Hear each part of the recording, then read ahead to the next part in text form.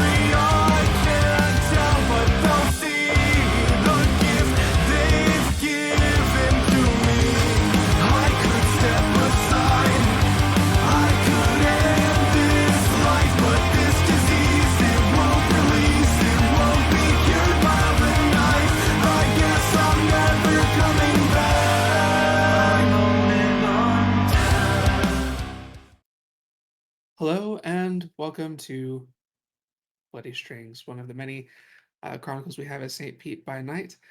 I'm Devlin Kane, your humble storyteller this evening, and these are my lovely players this evening. Please introduce yourselves. Hi, I am Truckee XC, and I play Drake Monahan, the brash Buhari Bruja. Hello, I'm Lakar, and I am playing the not-so-well-dressed ne'er-do-well Toreador Matthew Halden. It has been an eventful couple weeks. Of which we have not seen or heard from Drake until the very end of our last session, where he texted Matthew and let him know that Gray is in danger.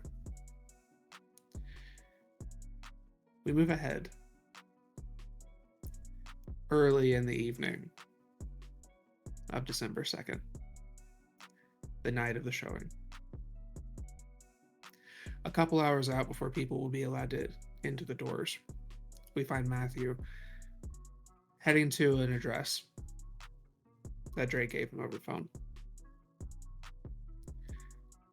It is a kind of dark, secluded space. It's a little off the road, not something that'd be easily spotted on a street.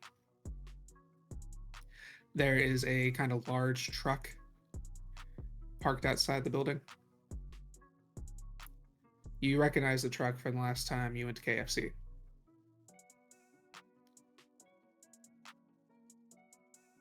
All the lights are off, Matthew, as you approach the building.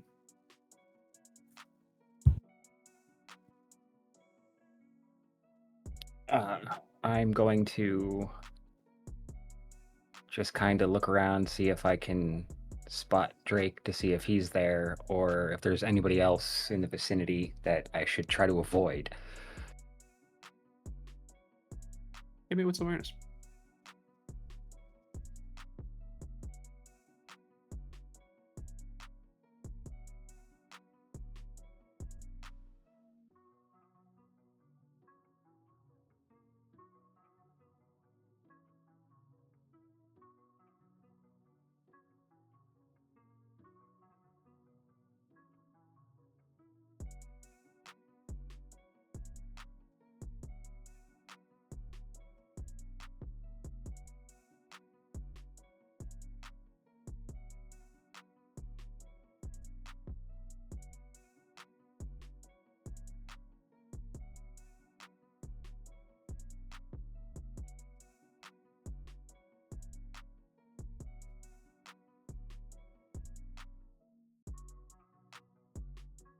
Okay. And I tried to fix it. I knew that was a bad idea. 7 with a messy crit. Before you catch anything, you smell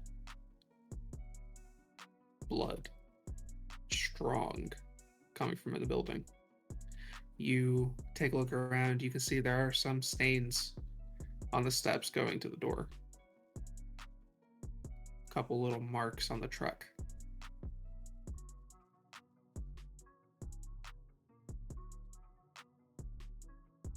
What if someone already got him? This might be an ambush.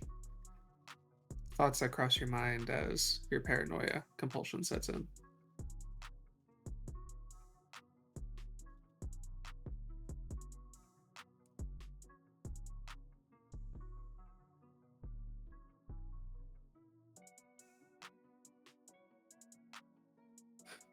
Swear to God. All right. Keep it together, Matt. Keep it together. Not the best time to be worrying about this, but just do what you do.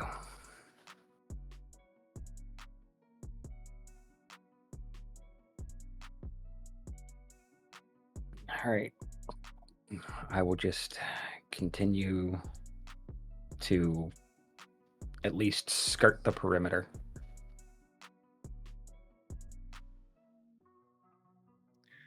Drake, please give me a wits and awareness. And Matt, give me a dex and stealth.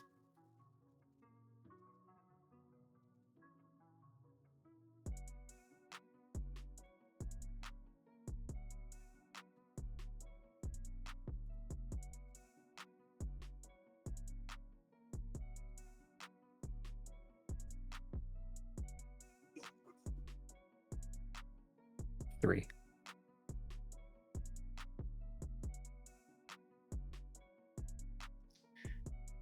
Drake does not notice you as you are kind of sneaking around, checking things out. All you see is the one truck. There's a couple of other buildings nearby, but they look to be in a similar state minus the blood. You don't see any real sign of conflict, just that there was blood.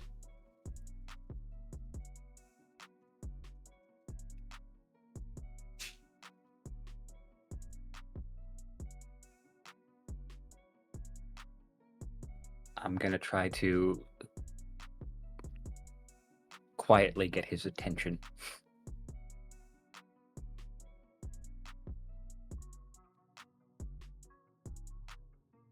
How do you reach out to Drake?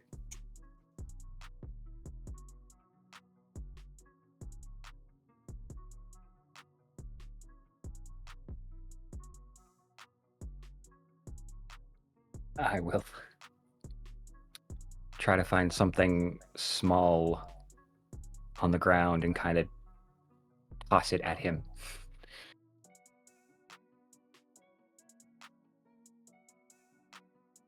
Like just at the building? Yeah. Okay. Drake, you've been sitting in this dark space with Richter for a while. You already sent the address and everything. Just waiting. Riker. And then there is a smack. Hard to tell if it was on the window or if it was the wall, but something did just strike the building outside. Drake's immediately up, has his revolver out, and is sighting down it in the direction. He's not taking chances. Trying to look to see what it was.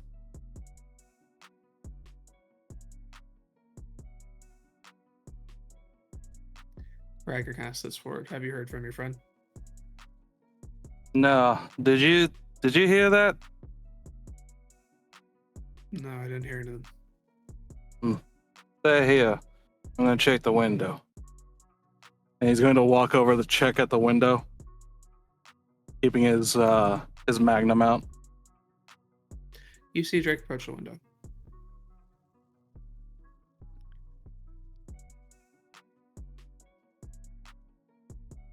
And he'll kind of just like motion around here and kind of just mouth, "Was this you?" Drake's characteristic smirk is gone, and he like you can see him squint his eyes and cock the revolver, and then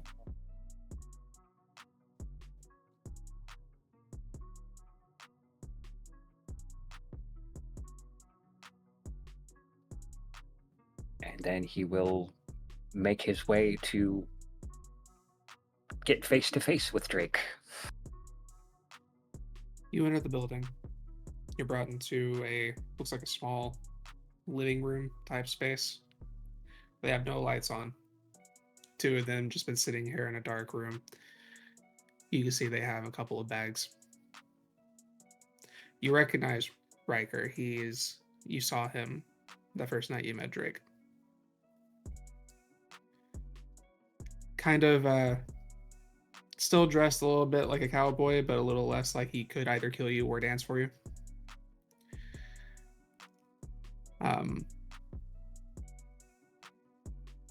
He kind of watches you as you step into the room.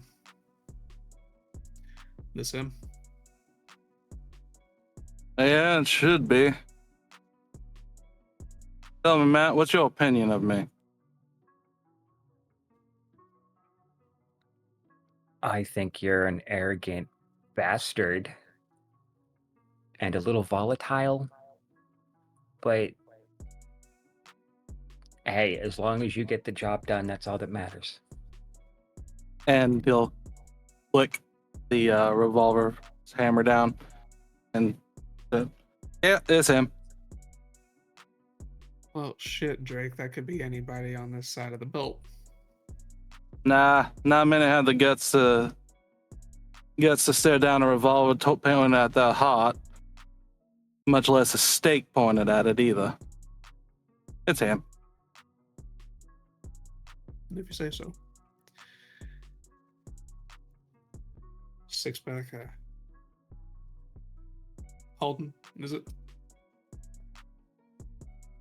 For right now.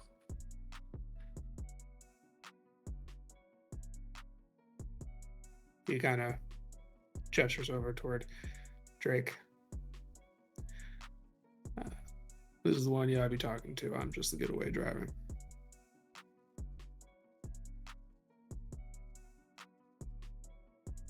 Yeah, we've got a bit of a garden showing to go to.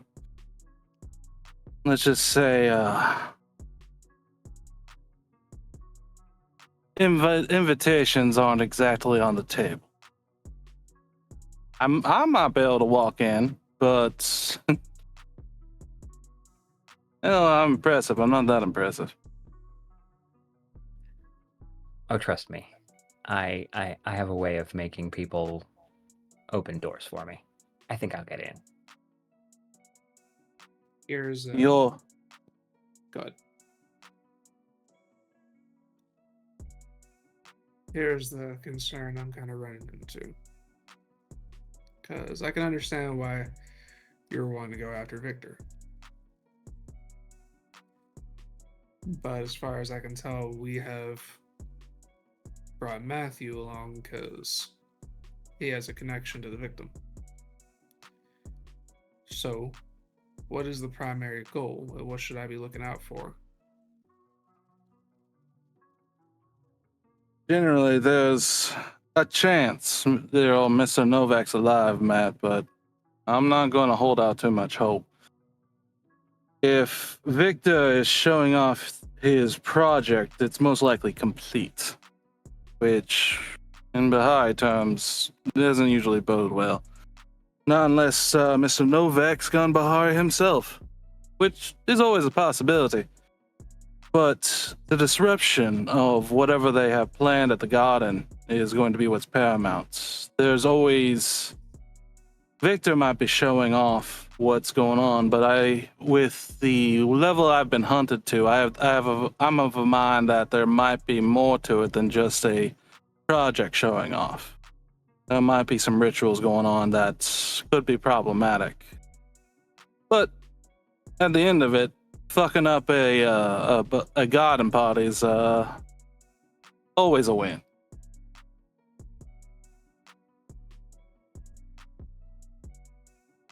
I mean, I would take any opportunity to completely fuck Victor's plans up regardless. And whether or not Gray actually decided to side with him, I can't. I can judge him for it, but I can still respect it. As grotesque as it is. It was his choice. It was always his choice. We gave him our feelings on the matter. Ultimately, it was on him to decide. Well, in one way, for sure, he's certainly going to have learned some things. Oh, and if we can get some actual physical proof that he's doing this and that they're not just pictures that he's touched up, so we can give to the proper authorities, that might also do some more than just physical damage. Very possible. Considering this is the private affair, there's probably going to be some evidence to find. The real issue is this is most likely all my former people. We will not have any friends there. As much as I value my speaking skills.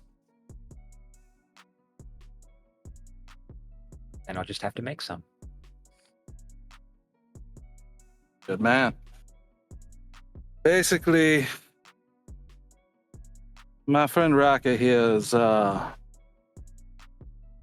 to extract us as best he can. I'm going to tell you right now, we might need to be very heavy getting out. Still not sure why you're going in. They've clearly got a foothold here. We should leave. I'm done running, Raka. I'm just done. I have my own projects. I have my own ambitions and goals. And I'm done running from little wannabe roses and flowers when all they are weeds. And all they do. And all the ways that they desanctify the Night Mother. I'm done with it, man. I respect you, Raka. You know I do. And if you really do want to leave, man, it's no skin off my back. It ain't gonna make me think less of you either. I get it. But sometimes a man's got to take a stand for himself, you know? It's how I got here in the first place.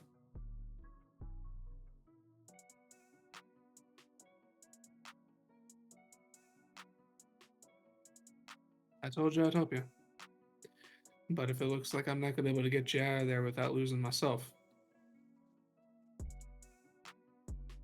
I would not expect any less. Don't worry.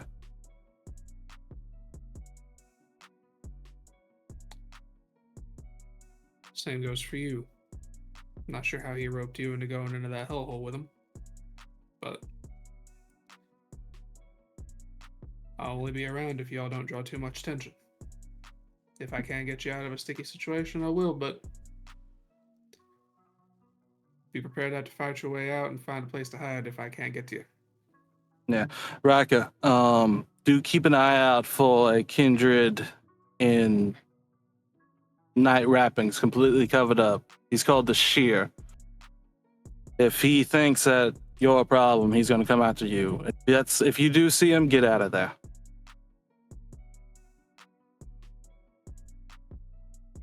All right. He's the one who fucked me up a bit. Took a couple of them with me, but yeah, Eventually, things add up. And look, I'm just here to try to get Gray out. If we can't get Gray out, or if he's already beyond saving, ain't no reason for me to be here. That's At this fair. point, my goal is to ruin Victor and save my friend.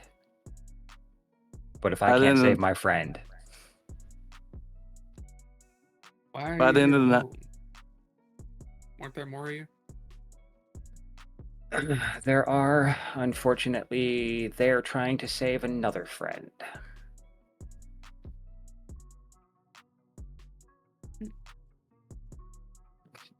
Trust me, I mean, you think I'd be left alone with this jagoff if I could help it? Seems being your friend isn't exactly a rabbit's foot.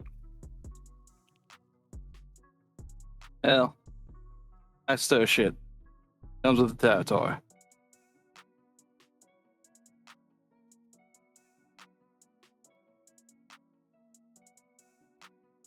And make no mistake, Matt. End of the night, at the very least, Victor's going to be dead, if not ruined. Look, I was just going for ruined, but if we can go dead, that's fine by me.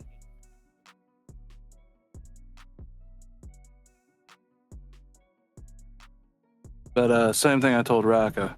Keep an eye out for a kindred fully wrapped up. He's the one that night that punched a hole through a man, and he was the one that set that up. And so on the night of the gala, that's why I couldn't make it. I got ambushed not too far from the gala, and they brought the numbers they knew they needed.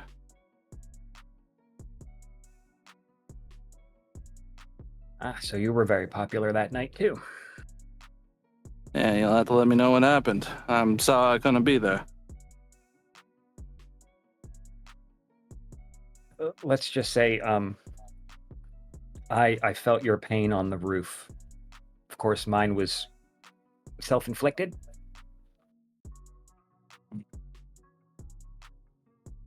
Roofs, you got a thing for roofs?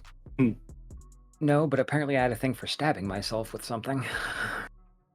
At least I wasn't to blame for For once. it.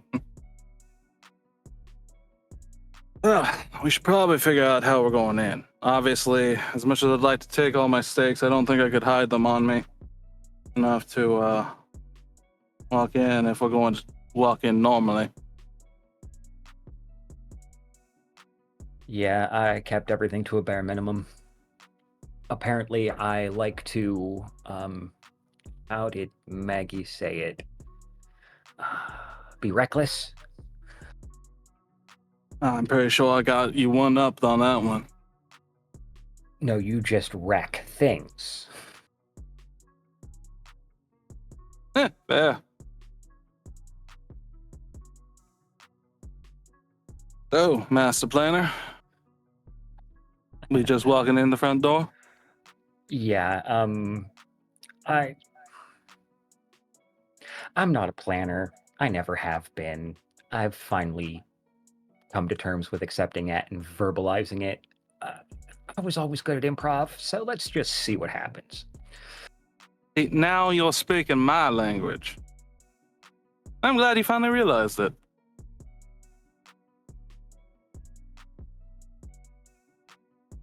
Took staring down the face of an old friend to finally be able to be comfortable enough to say it. Oh, but yeah, that old friend of yours dead? No, that's why got I away? stabbed myself. I had another idea. Again, improv. It would have been so Alright. easy, though. It usually is, but hey, pain is the best teacher. But we'll save that story for another time. Riker kind Indeed. of speaks up. We do need to get ready to go. Indeed we do. First, Drake will walk over and, like, you son of a bitch level of arm shake with Riker. And then walk over to Matt. Thanks for coming. And he'll hold his hand out to Matt. And he'll kind of look at it.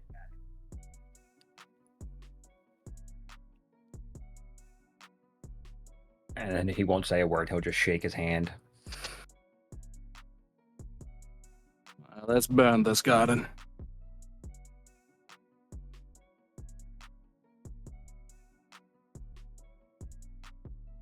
Okay.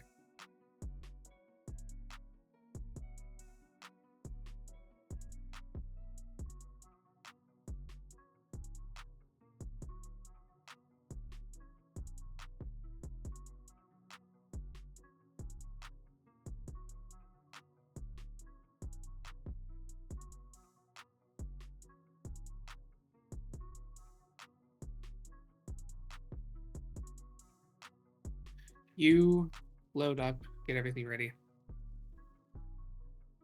You guys hop in the bed of the truck as Riker begins driving it to your destination. You guys have a moment in the back if you wish. Otherwise, I'll go ahead and take you to location.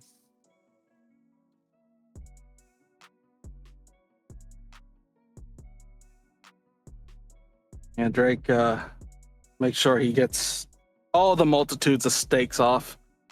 Just letting him sit in the back of the truck. And slowly unloads his Magnum. Places it to the side. Matt will just kind of chuckle, like disarming Germany. And then he takes his sword and places it, like reaches through the back window and just places it into the front seat. Right as Matt says that. You got a sink in there? No, I don't have any C4 on me. Kind of wish I did. I'm glad you don't. I've had enough with explosions. Yeah, we might need explosions to get out of there.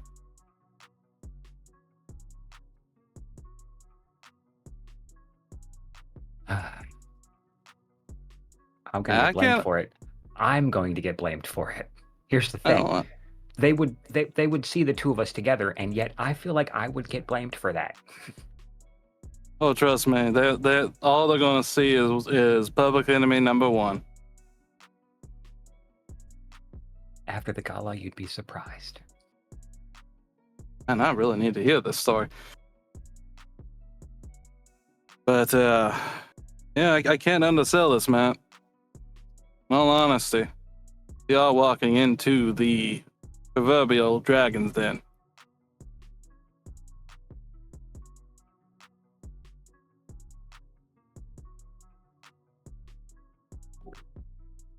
Then we'll just have to keep it simple. Yeah. I'll tell you what I told Riker, Matt.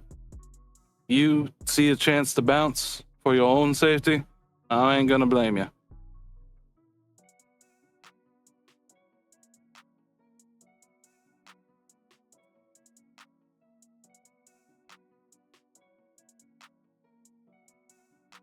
Trust me. I have no plans on overstaying my welcome.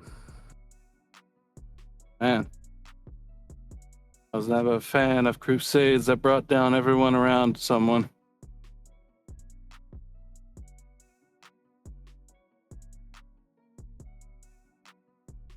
About that moment, you hear him knock on the inside of the cab. You look up. You can see it looks like a kind of similar to the original place. It's like a small 2-story building, a little bigger than the other one. It's not attached to a campus or anything on that line. It's just a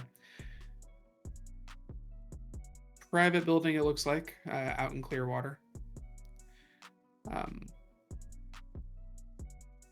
Drake, you're aware this is actually pretty close to the meeting place where you and Victor had that conversation.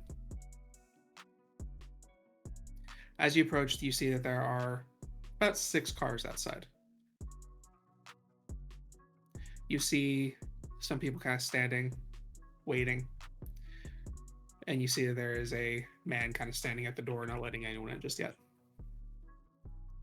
You see that there is some dim lighting on the 2nd floor, but the way that the perspective is from where you are, they are keeping things from the windows.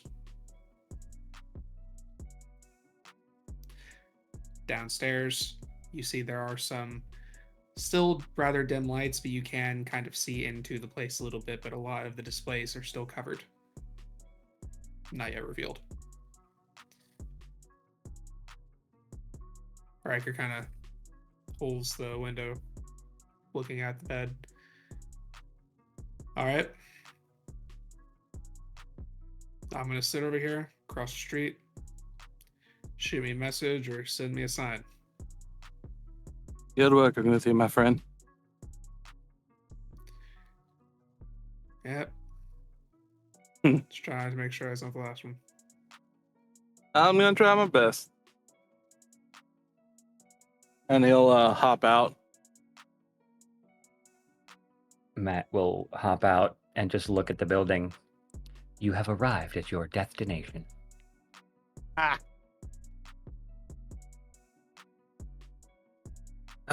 Ain't that the truth? Alright. Think we should make a spectacle or just wait in line like the rest? I'll just wait in line.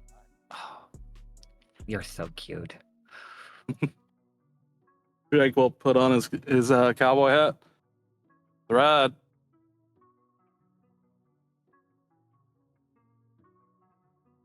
You approach. There's roughly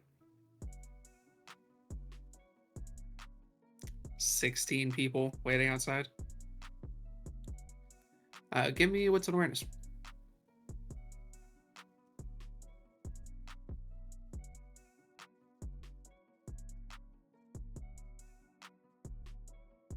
Three. 5. Okay. Yeah.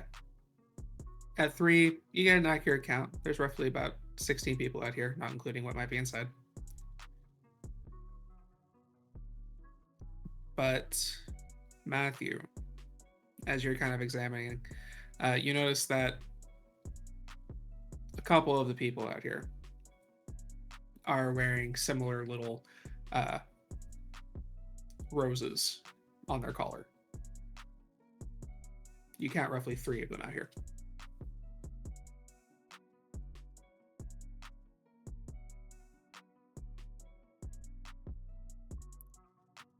As you approach, you would be... Sorry, go ahead. Matt's gonna just look, see the roses. Your friends got any tells on them that I should be concerned with?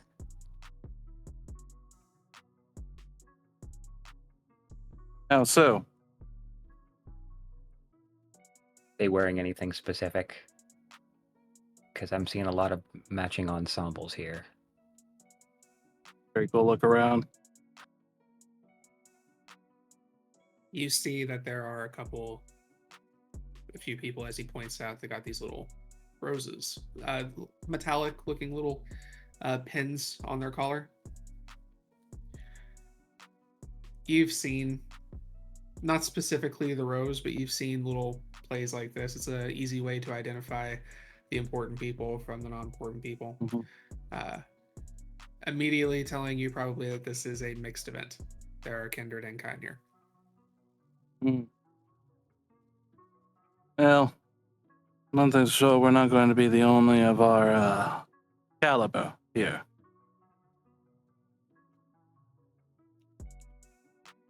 Oh, they catered.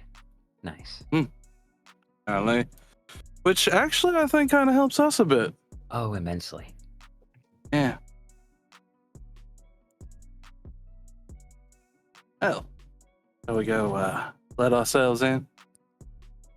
Yes, I say let's. How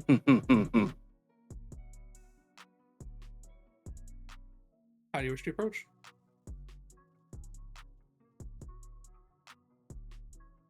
Matt is going to walk up with all the confidence and panache of a man who thinks he deserves to be here.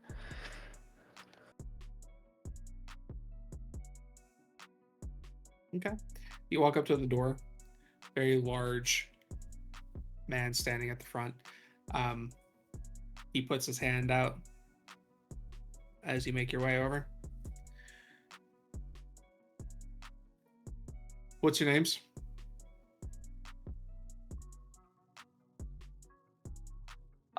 Halden, Matthew, and my assistant.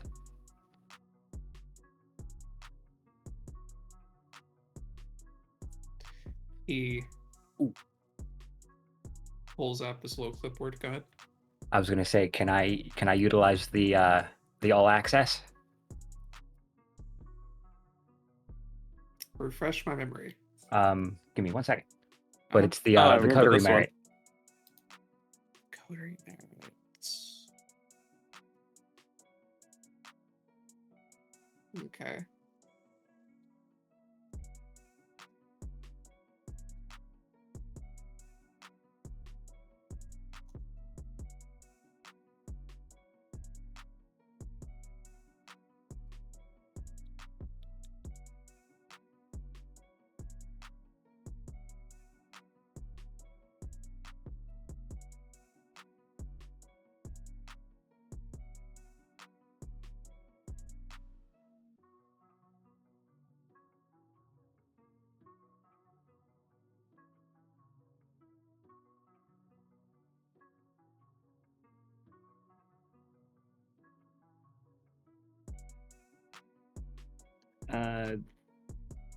It's under the Toreador, the all access coterie merit.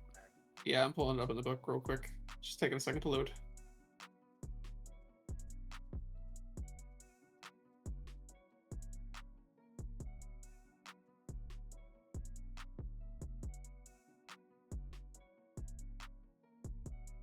Okay. Whether it is premiere to film or, but yeah. The actual invitation. What's procession?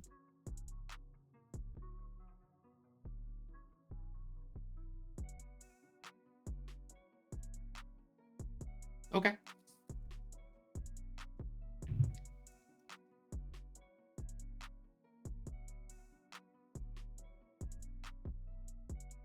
As you say your name, he pulls up, starts flipping through.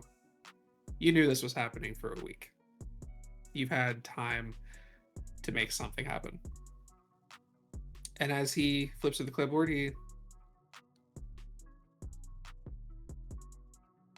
Mr. Halden, where's your rose? I seem to have left it on my other suit. Wouldn't happen to have a spare, would you? Well, sir, remember what you always tell me. People that need to know you're important already do. There's no reason to announce yourself to the unworthy. Well, this is more for provisions purposes. And he reaches into his jacket and pulls one out. Try not to lose that one. Oh, absolutely not. Well, he opens the door. The displays have not been revealed yet, but you're welcome to step inside. Is Mr. Adams already here? Mr. Adams is tending to a couple last moment adjustments to his displays, but he should be making himself accessible to the public soon. Excellent. Thank you. Keep up the good work. Enjoy your show. And he lets you into the building. You step inside.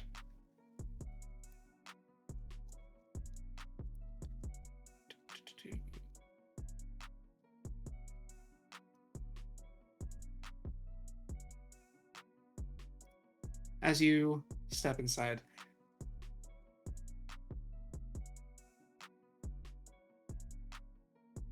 this place is housed in kind of an extravagant, eerily curated space. Um, there's a sense of decadence with tall gilded doors leading to dimly lit galleries, which are still covered at the moment. The walls are lined with portraits and sculptures that aren't covered, but they seem to be older portraits. Matt, you've seen a few of these when you were investigating Victor to begin with, the older angels. Each evoking a blend of beauty and unease.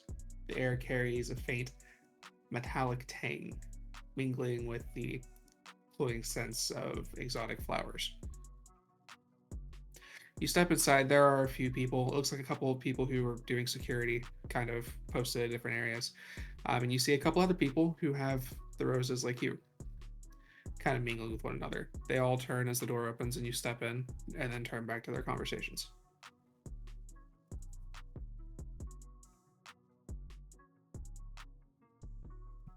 Ugh, I forgot, or I tried to forget just how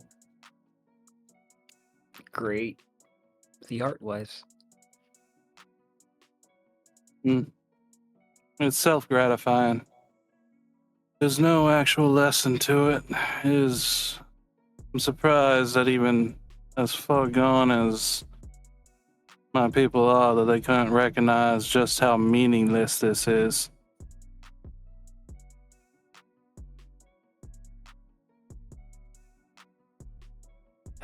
Well, a wise man once said, I may not know art, but I know what I like, and this, I don't. No, I'm of the same mind.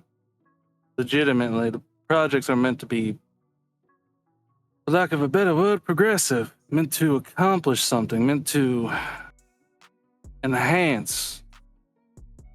This is waste. These are flowers taken out of a garden that didn't need to be taken out. About that moment, you see that you clock 2 doors. One on the right or east side of the room. A little image of the stairwell next door let you know how to get to the upstairs area. The other is a door on the back wall that seems to be roped off at the moment. There are 2 guards standing on each side. Above it is a little sign that says the greenhouse.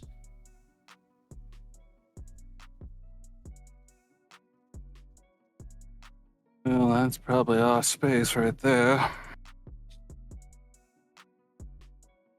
That's what I was thinking.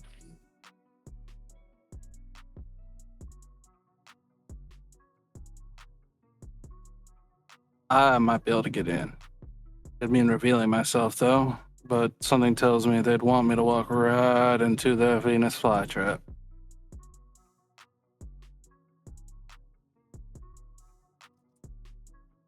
So let me ask you this, Drake. Hmm? Are all of them as bad as you? And what regard? Dangerous. Yes, in all their ways, they have their thorns, their traps. We, as a culture, thrive on pain and lessons through that pain, on the damage caused to both ourselves and others. So yeah, I'd say most of them are dangerous. About that moment, Drake, you feel something touch your shoulder. He stops himself from immediate reaction and turns his head. You turn around and you see the face of a young man, very pretty,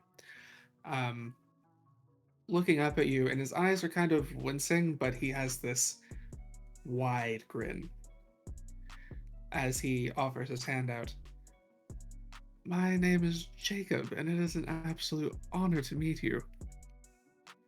Mhm. And why is it such an honor, Jacob? And Drake will grab his hand and squeeze. You squeeze his hand. This guy is not as strong as you. You can feel that kind of not quite breaking, but you could if you wanted. Mm-hmm. But it doesn't seem to bother him. He just continues smiling. I'm sorry, I'm afraid I didn't catch your name. I am just so honored to be in the presence of someone who can.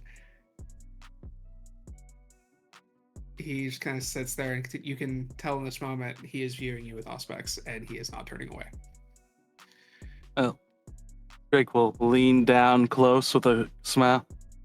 Let's just say, I had a very loving mother. Now, why don't you go enjoy the party and remember the best sights are viewed from afar. He smiles. I apologize. I don't mean to disturb your evening. Absolutely. Actually, you know what? You can do something for me, my friend. Anything. Matt, I'm sure there's some things this very, very aware man could tell us about what drew him here. Isn't that right, Matt? Now that you say that, yes, I am curious. What lured you in here? What made you decide to come witness the majesty that is this? Well, many of us are not from St. Petersburg or Clearwater. We were invited for various reasons, I suppose. To what we understood, there wasn't a garden here. And Victor seems to wish to change that and is creating a place for all of us to be able to participate. This is more of a grand showing and a welcome home, as far as I understand. Yes, Victor. I have to say, he's quite intriguing, though. In my time, I've seen better works than these. In fact, I know that my mentor made me a better work than this. Wouldn't you say?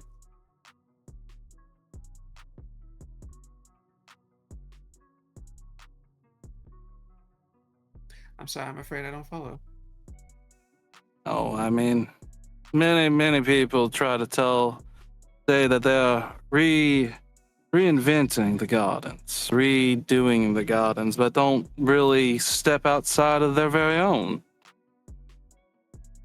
I mean, you see it, don't you? You see, and he'll gesture at himself, that sometimes what it takes isn't this, but more reworking of the mind, the way that we struggled and how we adapt both to what we think tradition, what is not so normal, and turn it into our own lovely flower. But have you seen his artwork? I have. That he's posted Yes. all over the world. Oh yeah, I mean, he's accomplished things, that's for sure.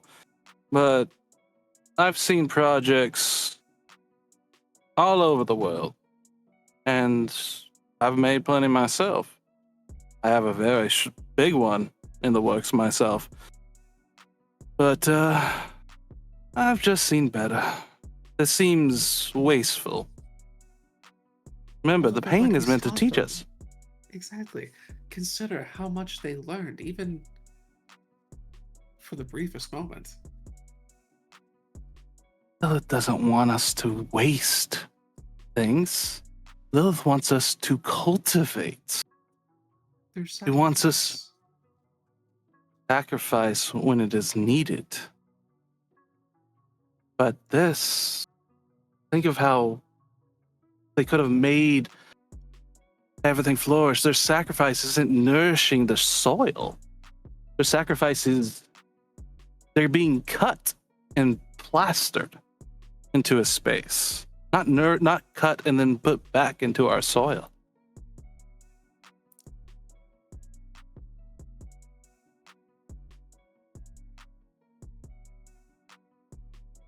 But you've been gracious with your time. Jimmy, is it? Jacob, and the honor has been mine. Jason. It is truly a pleasure. I will leave you to your to mingle. I'm sure there are plenty others who would love to speak with you, considering. Oh. I will. And, Yes, and I will leave you be. as he goes to leave, like Drake will move over and grip powerfully at his ear, digging his fingernails in, like very strongly, specifically to cause pain. Think about what I said. As he pushes through your nails digging into his face, he turns and he bows. I will consider it. And he turns and leaves. A little bit of blood trickling down his face. Such fools. So, what you're saying is I have to be basically a psychopath to fit in with these people. I mean, yeah, kinda.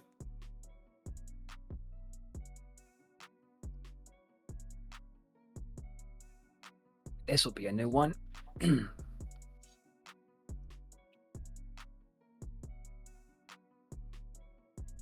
How do you guys wish to proceed?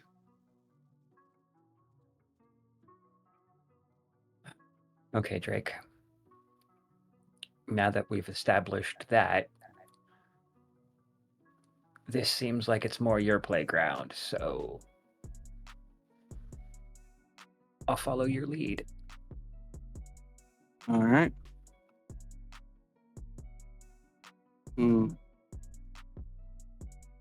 Well, for now, we should probably check out what's going on upstairs. Unless you have a direct way into...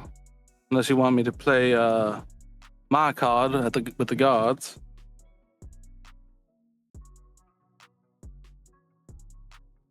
Let's get a bead on the place first.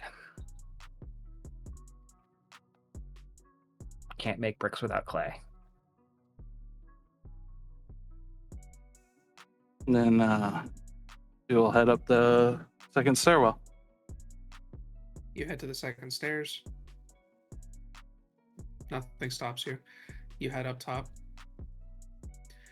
And you see... Matt, you recognize this room. This room is designed almost the same way as the room that you stole from, where you stole the bust. There's a few little like trinkets and artifacts from his personal collection, but you see there's a lot more security in the room this time.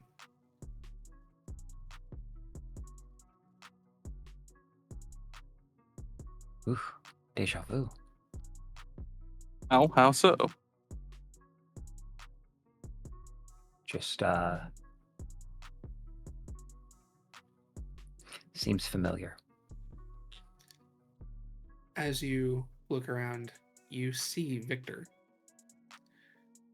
overseeing the last piece of this room getting situated, where you see a statue of what looks like a mother kind of cradling a baby as this large glass case is being put on top of it by a couple of other individuals in their gear.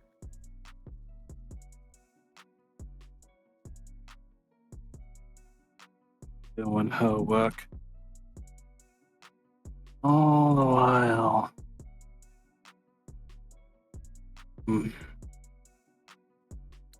Me without my rope and my smoke grenades. So we want to head back down before they notice us?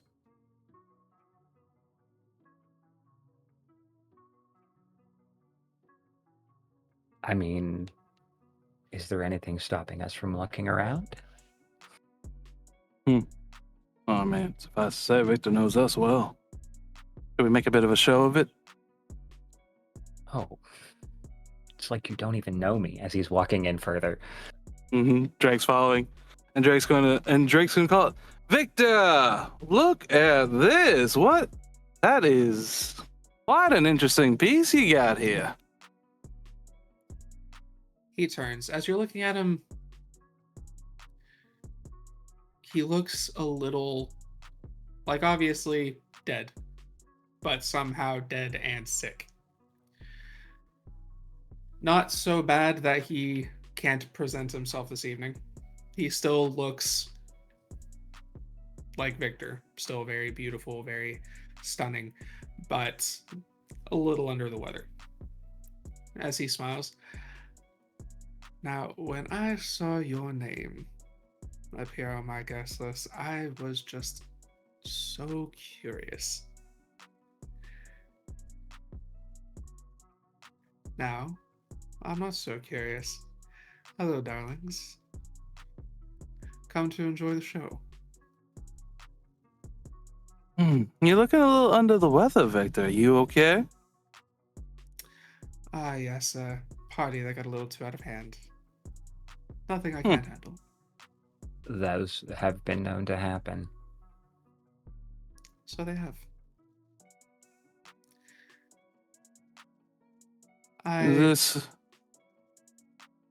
I suppose you're here to see my latest angel. Oh, we're calling them angels. Interesting. And what is this supposed to be our dear mother?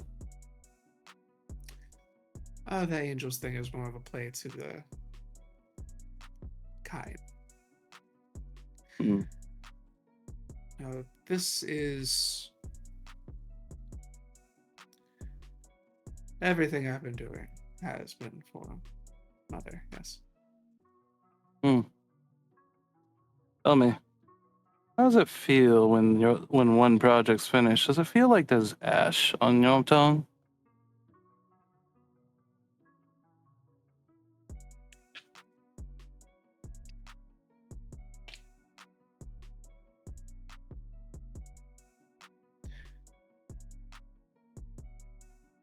Well, in order to become closest to she who made us, then perhaps one should be willing to taste the bitter fire that she was subjected to when she was abandoned. I have to give you credit. That is an interesting way to look at it. You know, I've been expecting her to name her presence, the thought of her to be ash on my mouth, and yet I still don't feel that. I still don't feel lamentations for the way I view things. One could say that maybe by tasting ash on the tongue, perhaps letting yourself sit in the fire instead of walking through it.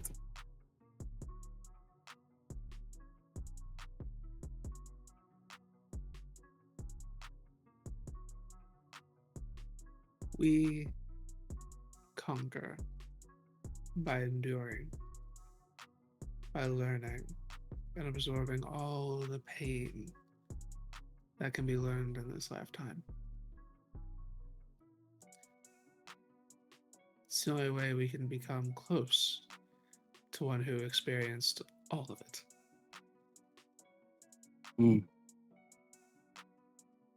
You know, I'm not sure I can really debate that one. That's most of what I think too. But I have to wonder, which one of us stopped learning?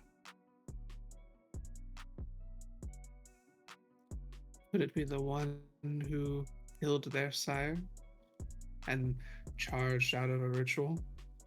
Common practice among your folk? Well, maybe through the pain of their betrayal, I learned to see better. I saw the waste. Perhaps it was just that you are a selfish child. Giving up my entire family, giving up all the things that I had come to know, had to recontextualize everything that I was taught through massive pain and sacrifice. Yeah. So let me, truly a spoiled child. A spoiled child bites at the hand offering a gift. And you bit hard that day. And yet my gifts are not taken away. How about you, Victor? As I said, you're looking a little lacking of blood. Are you okay? Are you sure you've eaten recently? I have. I just had something that disagreed with me. You know, ash doesn't really fill the stomach, does it? I've had no ash lately. Still, this is your project. You're showing. If there's one thing I can respect, it's wanting to show off one's hard work. It is our way, after all. Certainly. And you, Master Holden? Matt, during this, was just kind of looking at the different things that are ensconced. I'm guessing you said it was all on display, but it was all glassed. And you said the recent one was the statue that they just put in place? That was the one that's placed. Like, this room kind of mirrors the same room that you robbed in the previous showing that he did. And in the case where the bust was, is now the statue of a mother cradling a child. I unfortunately missed your last showing. I was stolen away elsewhere, so I unfortunately could not witness your other pieces, which I have to say absolutely breaks my heart. Gray was so enamored by all of them. Yes. He approaches and kind of leans in a little bit, whispering. He did very much tell me all of the feelings he had as my man was pummeling him into the ground as you made away with my prized possession in the collection. And he'll kind of smirk. Well, it's one thing to pretend to be something you're not. It's another thing to have something that's never yours.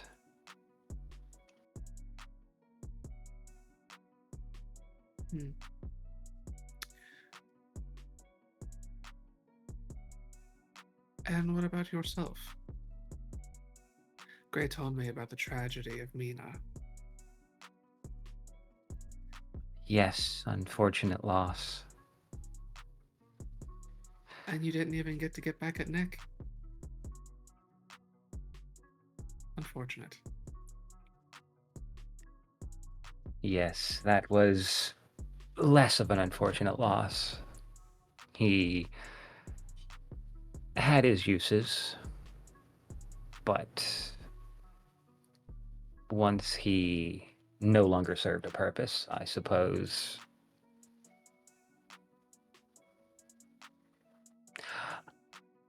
I did get my revenge another way, however. Oh, well, working on it. Much like you, I strive to get better, improve, branch out. Well, it's good to see you doing something. I will... Well, I have one more item to tend to. I will let you peruse. Feel free. Observe anything you like. I shall be opening the greenhouse to general viewing in about an hour. I hope to see you there. And he goes to walk past you. And he heads downstairs.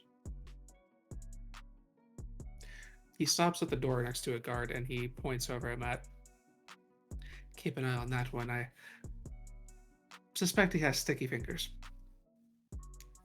And then he heads downstairs.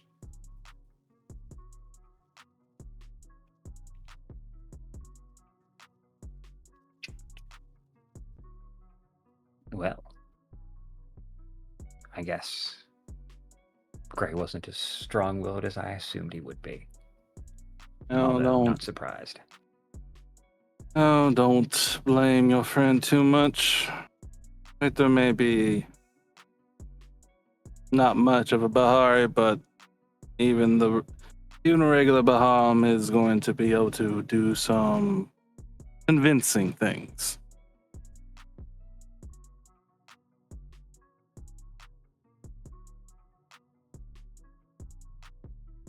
Now, when I am looking at the statue and everything, did I notice any kind of security measures on it?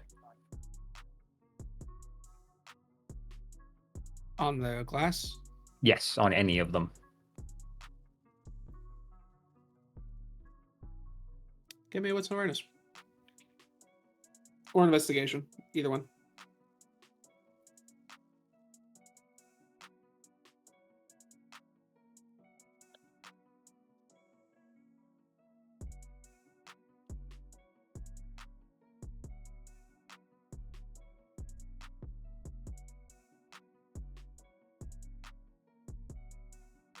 Three.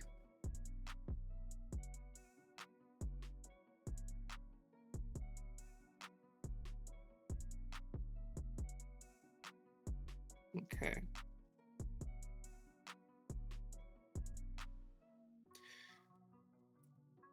You notice that, like, tampering with the glass, probably fine. But you do notice that, at least on a couple items, there seems to be a plate underneath it.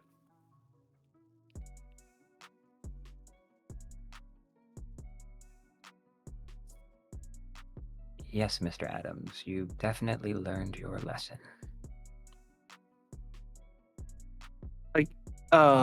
Is it, like, what's the quality of the statue? Does it feel like reverence or posterity?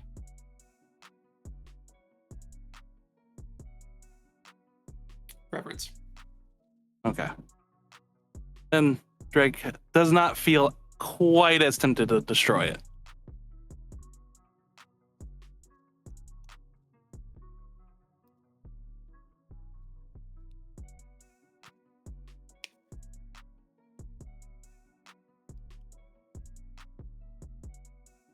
Well, are you getting what you need from this area?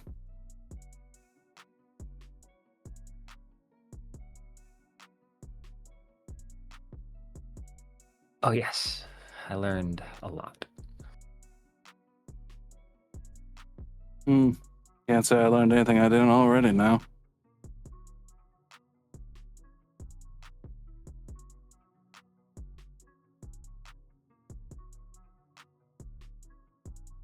So the question is, do we want to wait now or do we want to start some shit?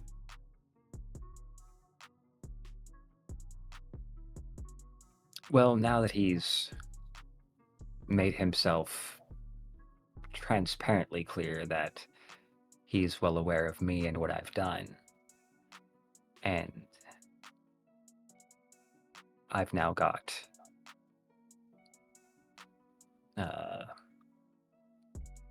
eyes on me, starting something right now would probably be a bad idea. Yes, and I'm gonna have eyes on me as well, obviously.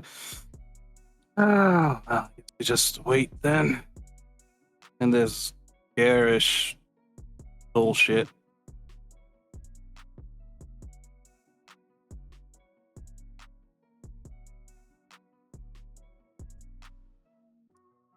Yeah, it's...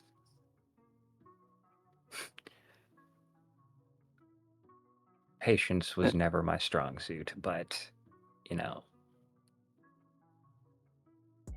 I learned.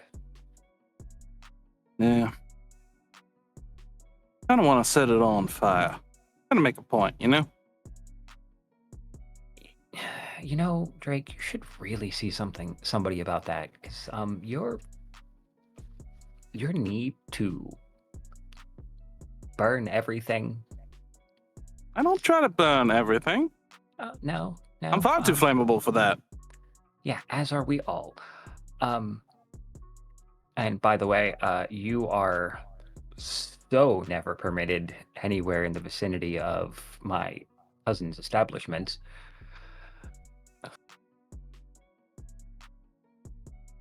Okay. Yes, she yelled. She was the one who messaged me that day we went shopping.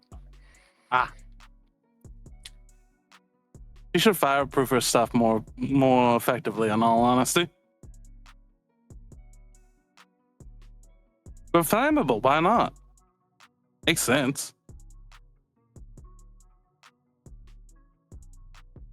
Okay.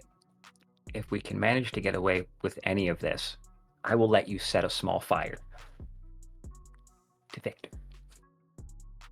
Yeah, I can deal with that. Although I'd rather just take his heart out.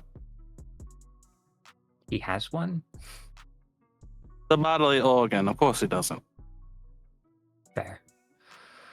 Anyway, shall we? By all means, pretty boy. As you begin to make your way toward the door, you begin to start hearing music played on the PA. The front doors are now being opened and letting the people outside in. As you make your way down, you see the place is filled up a little bit, and you see many of pretty much everything that was covered, with the exception of the door, is uncovered now.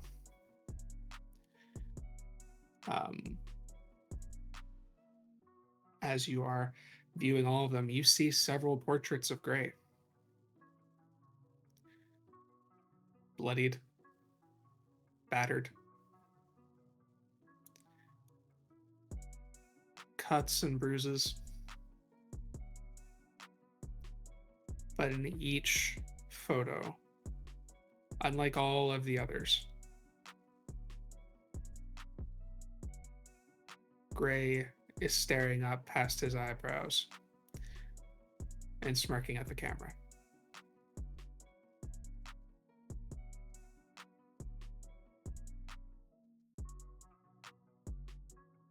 It would take Gray to make something this disgusting somehow look less repulsive.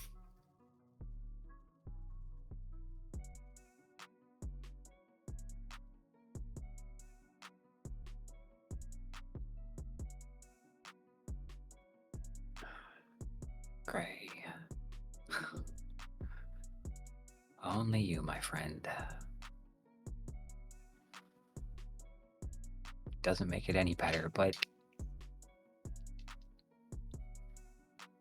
oddly enough, it does. I mean, I can kind of see why Victor was attracted to him. I mean, obviously, other than, stunning looking man. But that confidence, oh, yeah, that sounds like a moth to the flame to some Bahari.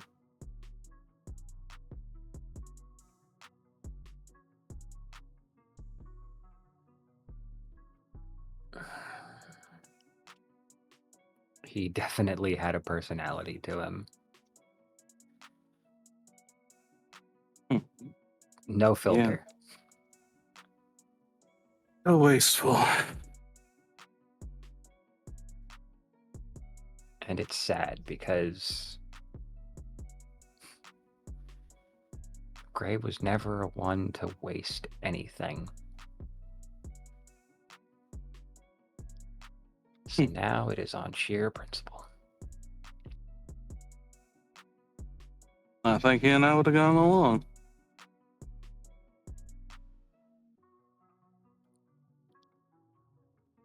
As you are kind of re-examining the space, Drake, you see that Jacob kid staring at you again.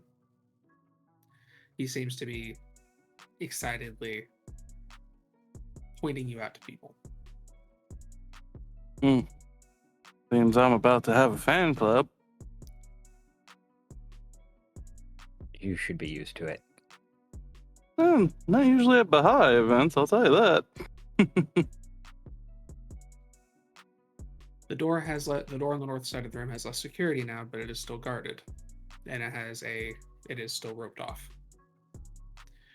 Outside of that, is there anything you wish to explore in this area, or perhaps you wish to explore that? How do you wish to proceed?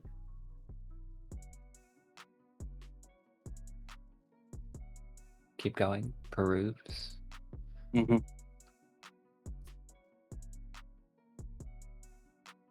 Drake's waiting for his chance, keeping close to Matt, mainly behaving for now.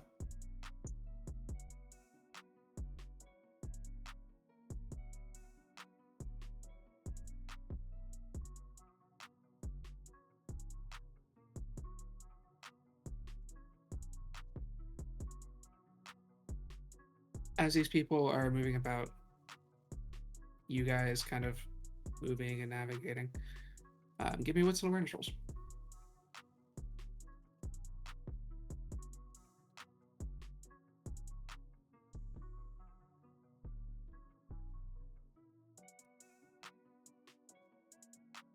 Rick is extremely starting to zone out of boredom with a 0.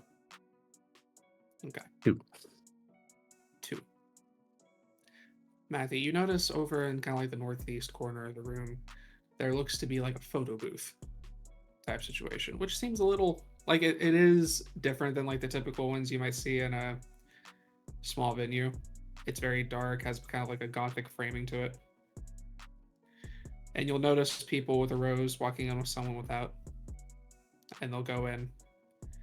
They'll be there for a moment. When they come out, the person not with the rose seems a little dizzy, but they're propped over on a wall, and they move on.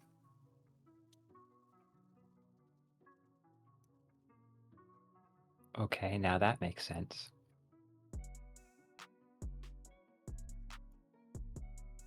A moment later, something does catch your eye. The woman who went in last, as she steps out, seems a little dizzy. The man accompanying her kind of props her to the side. He leaves her there, and when she turns and looks at him, give me a wits and insight.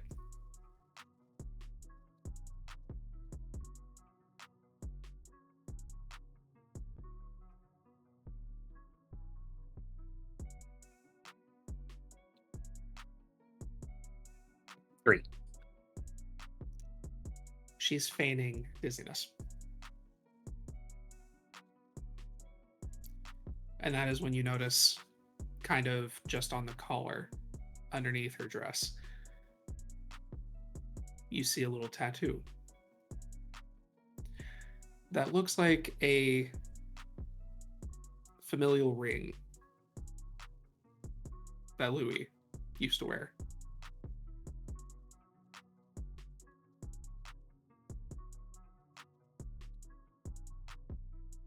And she walks on. You think back to the party. Don't drink the blood.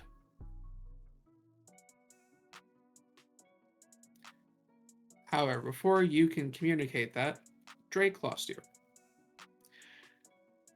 Drake, as you were trying to follow Matt, kind of taking a look around at everything,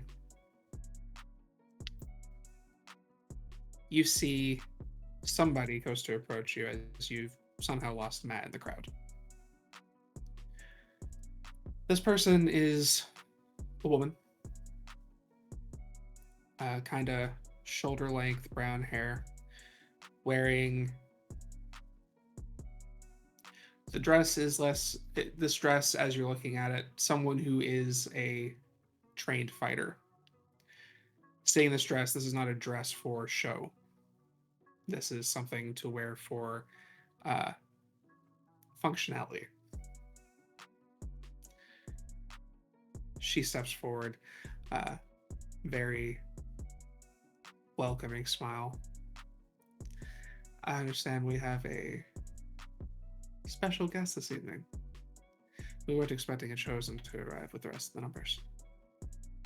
Drake is going to naturally shift his stance a bit, both out of respect and wariness, so that he can also maneuver if he needs to. He'll give a smirk. I mean, I guess you could call me that. What can I do for you? I simply wish to, make acquaintance. My name is Miranda. And we'll see if you continue making this acquaintance. Drake. Ooh, the one who the fallen chosen. Well, that just makes tonight a little more interesting, doesn't it? Oh, they're calling me Fallen now, are they? Well, that's interesting. Well, that's one of the kinder words. I'm sure. I'm very sure. But I can't control other people's perspective now, can I? Otherwise, well, things would probably have gone differently. What has made you decide to come out here this evening? Well, Considering I mean, some of the rumors I might have heard.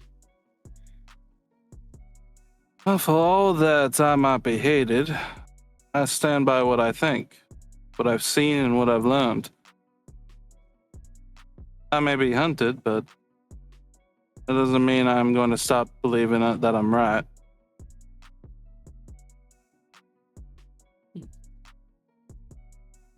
So if you are so sure of your viewpoint to the point that you are bold enough to step into a garden, I must ask, why not try to take this to an elevated position of power? Why not speak to a higher authority on this matter? Why run as long as you have? Well, see, here's the problem. That's the higher powers that were causing it. You see, the higher ups, the higher powers, they've gotten so focused on their personal power, what they view as being the correct choice of action for both the Baha'i and the Gardens, that they've truly come to not see Lilith's will anymore. It's not even about Lilith to them anymore. It's about the status quo. It's about plucking the right flowers to put in their special little vases, instead of nourishing, much like this. It's not about nourishing the soil with the sacrifice. It's about making it pretty. Prettying up and choosing the best flower just to kill it and display it. They demean Lilith. Well, I'm sure even Lilith understood weeding out the weak. That kills your garden. No, weeding out the weak is not the problem. But weeding out the strong for personal gain only, not even in service to Lilith, is a whole different beast. Is that why you defied your sire and defied a traditional practice of the religion you seem to hold in such high regard? Is because you felt you had more to offer? I felt as it was because I couldn't stand for this defilement any longer. And while yes, I've run, I've also made my own strides. Here I am. In the weeds, shall we say. Are you hungry? Not particularly, but I'll join you if you need a bite. Oh, we have a few vessels. By all means, if you wish my company. I'll happily keep you company while you eat. I would love to continue this conversation. Please lead the way.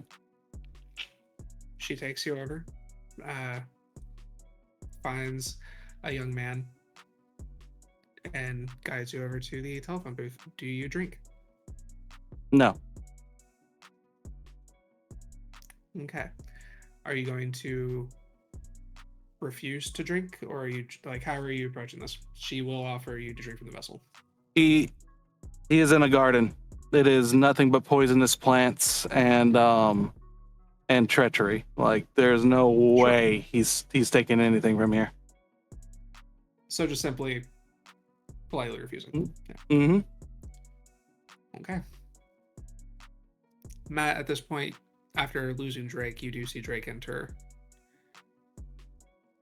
the photo booth with a woman and a young man. Matt, is that woman that he saw still within sight? She's still in the room, yeah. He's just gonna straighten himself up and casually walk over to her.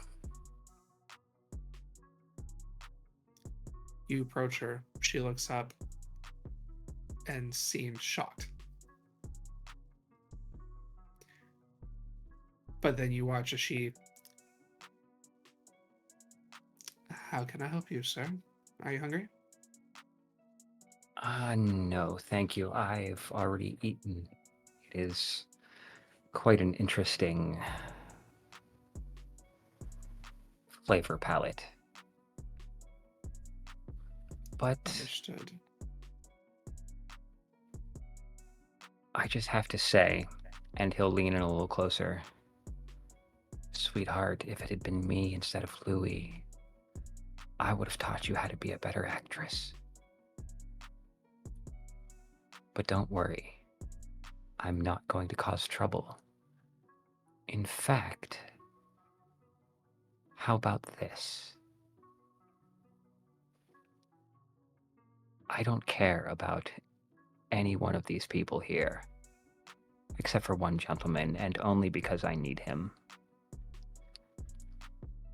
You stay far away from my business this evening, and I'll let you and your friends have fun.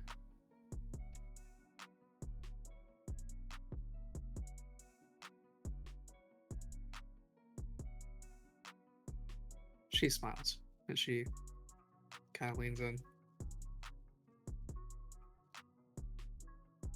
You weren't supposed to be here.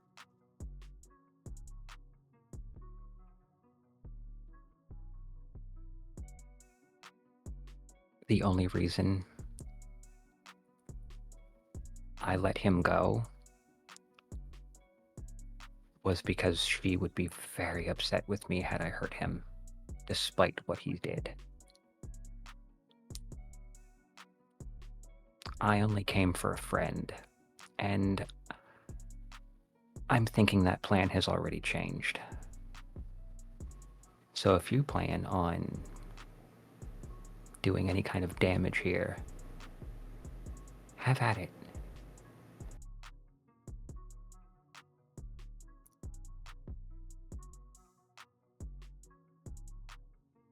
I'm just here to feed the clientele.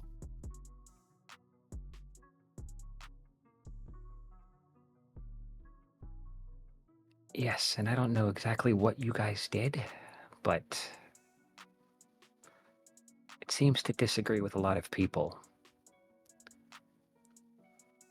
I'm guessing Mr. Adams partook. No. Oh, too bad. From what I understand, he's saving his appetite. Oh. I guess we're gonna have to starve the boy then.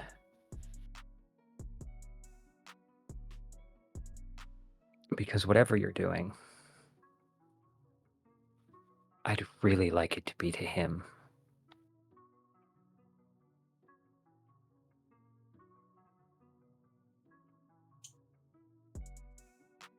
She looks like she's about to pull away from you, but then she kind of puts her hand on your shoulder and leans in.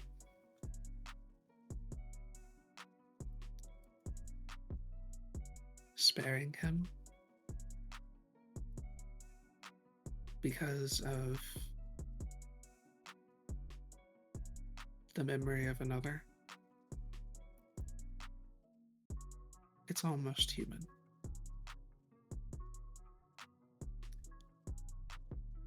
Why don't you just let him preserve that part of you? And then she walks away from you.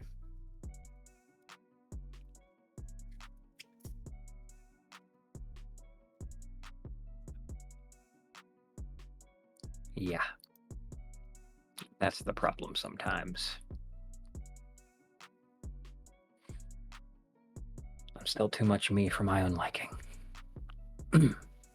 And he'll straighten himself up and make his way towards Drake.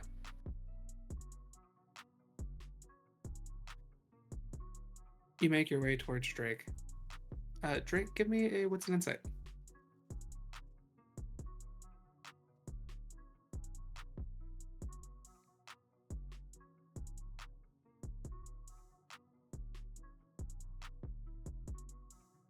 Just one. Okay. You are very focused on her. She's talking for a bit, more of the same kind of stuff as before. She then finally bites into the man's wrist, begins drinking, and then pulls away. Kind of tilts her a little bit.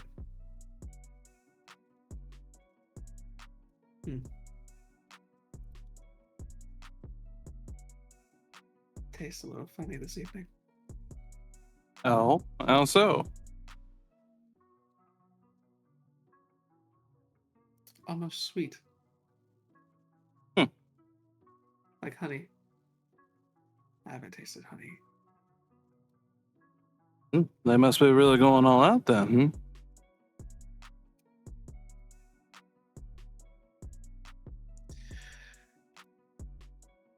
She just kind of ushers him out of the booth.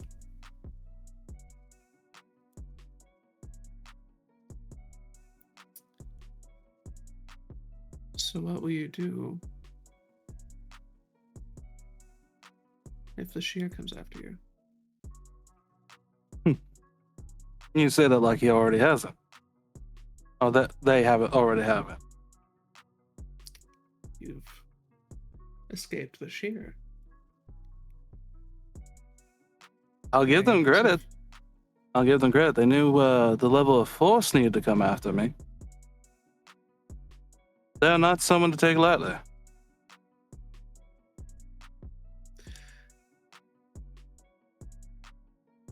Maybe.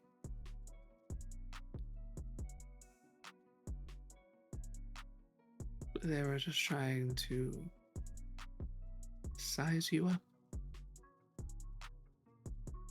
You know, that is not out of the realm of possibility. And I can certainly respect that.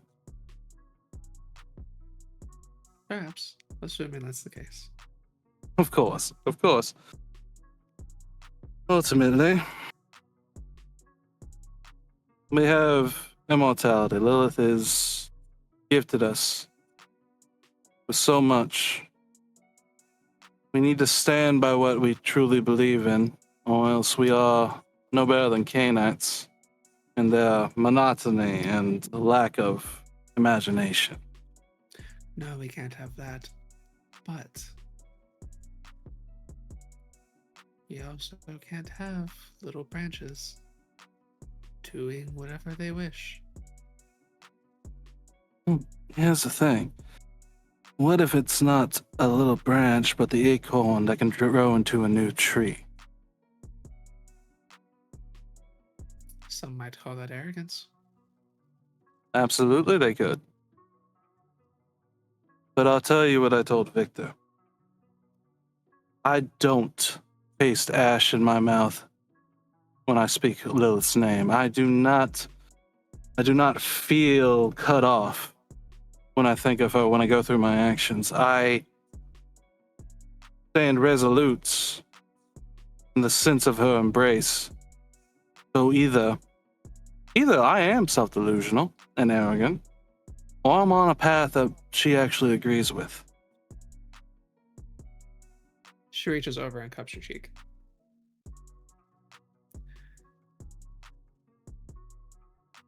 You are so terribly misled. And it's not your fault. Of course you think this way.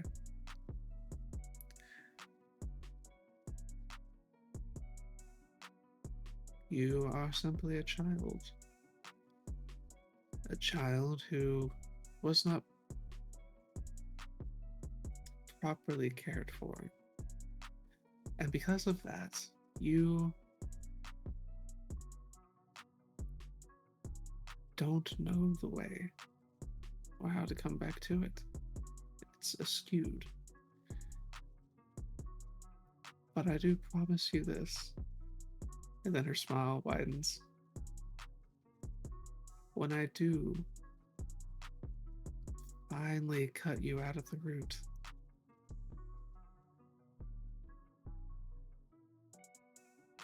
you will be whole again.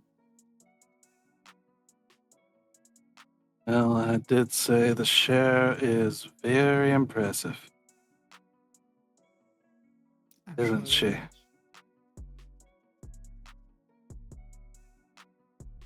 And he'll reach up, take her hand, if she and go to move it away, kiss it.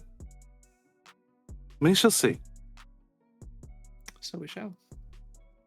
But for tonight, enjoy the show. Oh, it'll be She definitely gets- be a show. At this moment, she opens out into the booth, makes eye contact with Matthew, smiles, and then continues walking.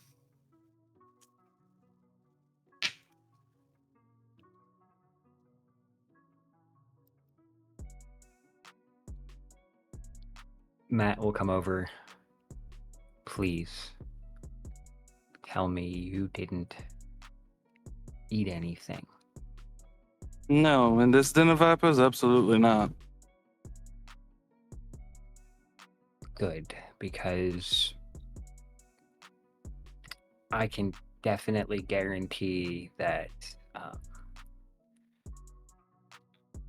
somebody poisoned the water well. That makes sense. Also, keep an eye on that one. And he'll gesture. He's still looking at her as she's walking away. Suffice to say, got some real heavy hitters here. But if that's the case, she just took a sip from the poison well.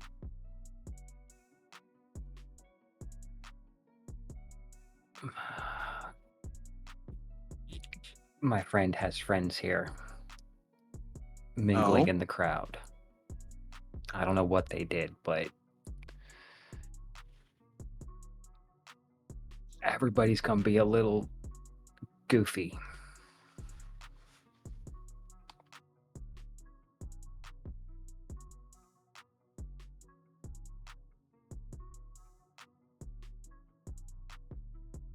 All the better for us. Yep. And apparently Mr. Adams is saving himself for a late night snack. I think we know what that snack is then.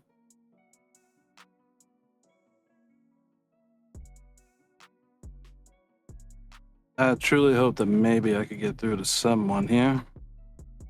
Just once. Just once I'd like to get through to someone.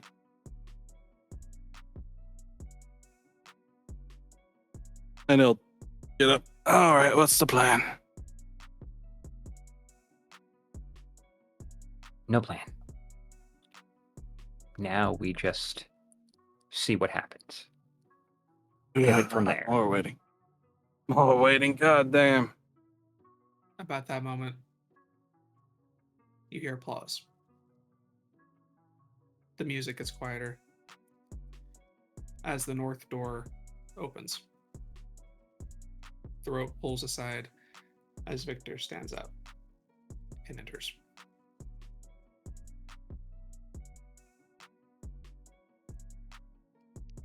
Wearing a very form-fitting, very elegant suit, no tie, button down, unbuttoned, a few from the top.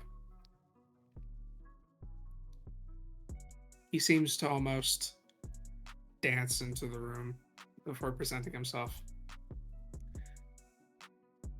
My darlings, I hope I haven't kept you waiting too long. I know that this is the moment you've been waiting for. The live display of my artwork. And I don't intend to disappoint. So, if you'll do me the honors of following me into the greenhouse, we'll move into the final presentation. And then a small celebration after. Follow me. He turns. Go ahead. Oh no, Drake's gonna turn to Matt. If Gray's still alive and I see a way to prevent whatever Victor has planned, do you want me to take it?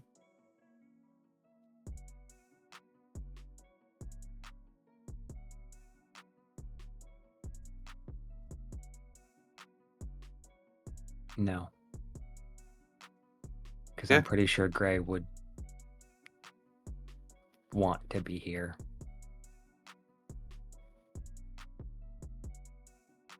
At least someone he knows will be here.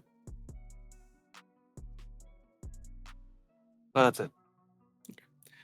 Viktor turns, steps into the dark room behind him, vanishing into the dark. And with that, we are going to take a quick break. Thank you all for tagging along so far, and we will see you in a few minutes.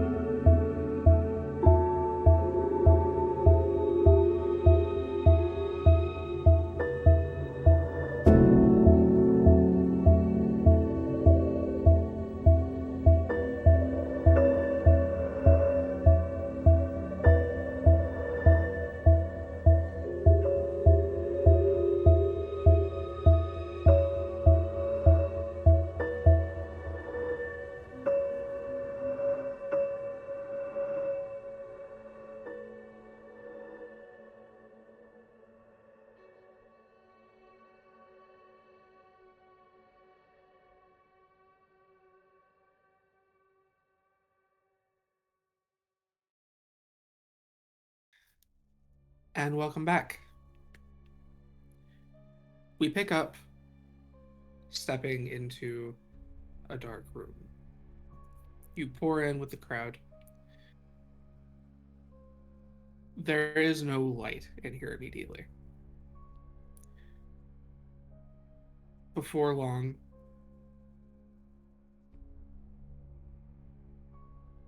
you finally hear as lights begin to flicker on.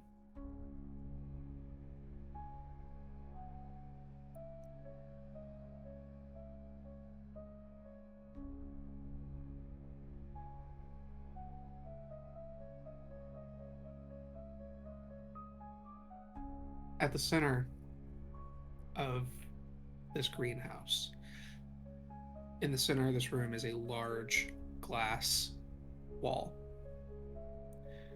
On the inside, immediately drawing your attention, is Gray. Staked and unnervingly serene. He hangs from an intricate ironwork, his pose oddly graceful. Framed by the creeping vines, his skin pale with faint patterns of bruises and lacerations that form almost artistic swirls over his chest and arms. The candlelight glints off his eyes, open, unsettlingly calm. Despite his evident suffering, Gray's lips are curled in a soft smile, and his expression radiates something akin to contentment or defiance. Give me either wits and awareness or wits and insight, and let me know what pool you pick.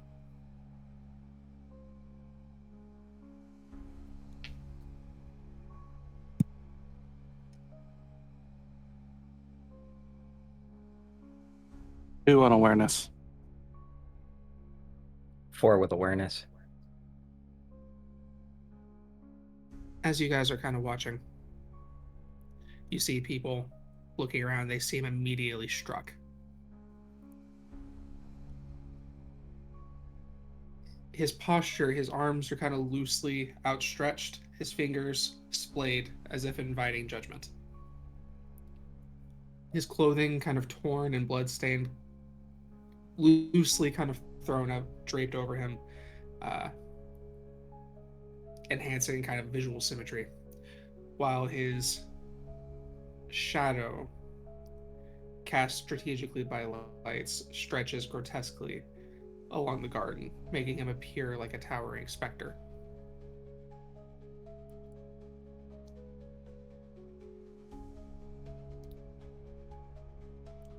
The fog glass cleared the center, but becomes foggier the further away from it you get to create this almost frosted-like frame. You see these varied flora that seem to pulsate with life. Vines curling like eager fingers toward blackened statues. Blooms are nightmarish hybrids with petals resembling raw flesh and thorns glinting with a very acute sharpness. The ground soft with moss the color of old blood, dotted with small, glowing mushrooms that cast an eerie bioluminescence.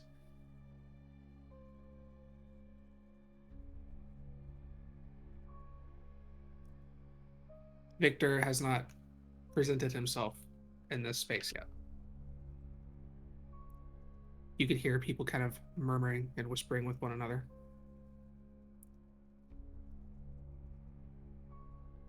What do you do?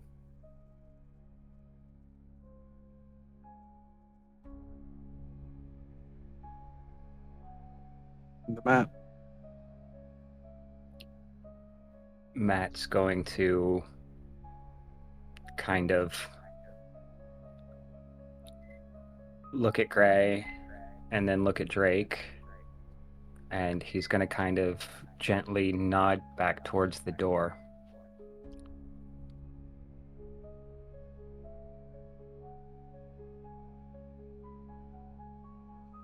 And then he's going to kind of slowly make his way back towards the door. Drake will follow. There are a couple of security guards at the door.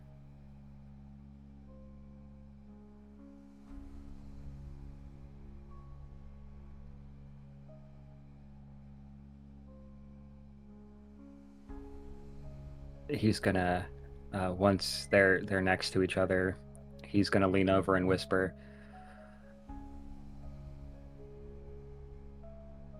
"This is a bad idea, but since everybody's here, action." And Matt is going to...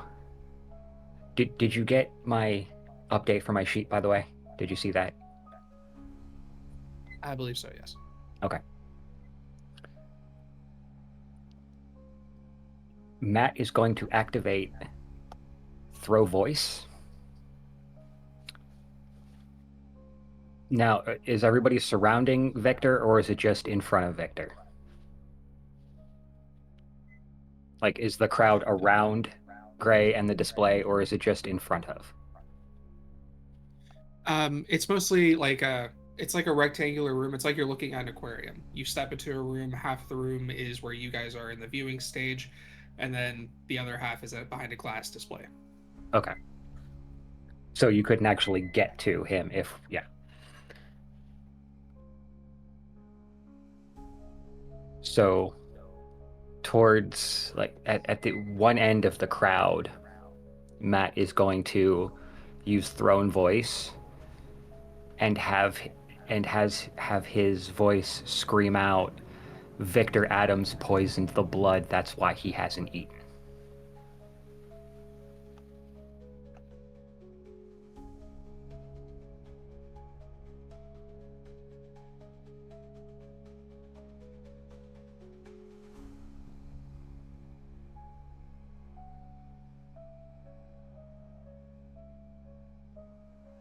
And throw voice. Let's see here.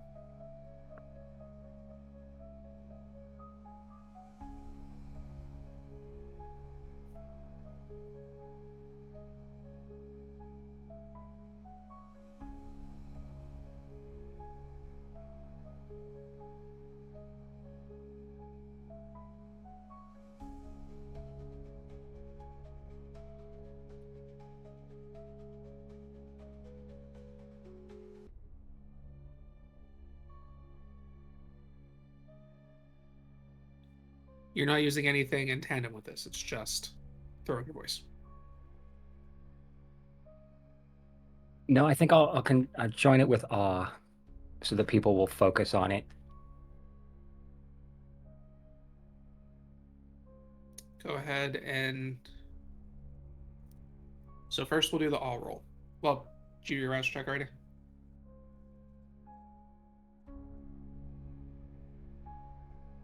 No, but since I never fixed my hunger, I'm going to auto-fail, so it takes me directly to 2. Fair enough. So let's go ahead and start with the awe. I have to make a couple... Well, no, go ahead. Let's see...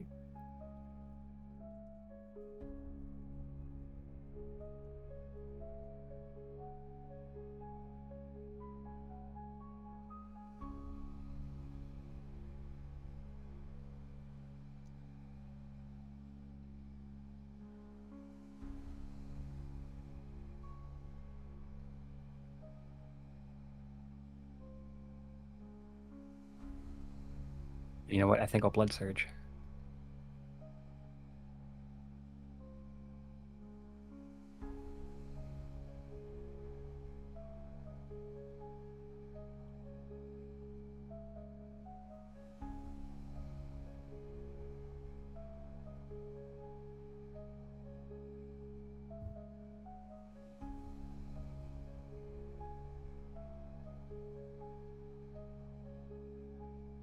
Just 4.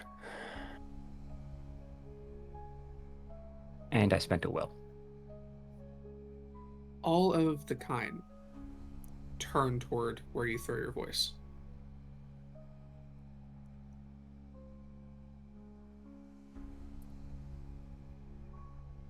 About 4 kindred turn their head as well. And you see people kind of beginning to look about one another. The other 4 seem to be kind of peering around the room, trying to find where that came from.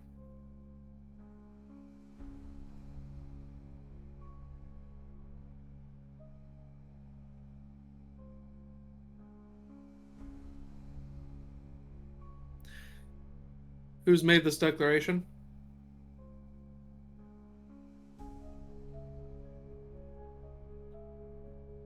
And Matt's gonna yell, "Yeah, speak up! Who said that?"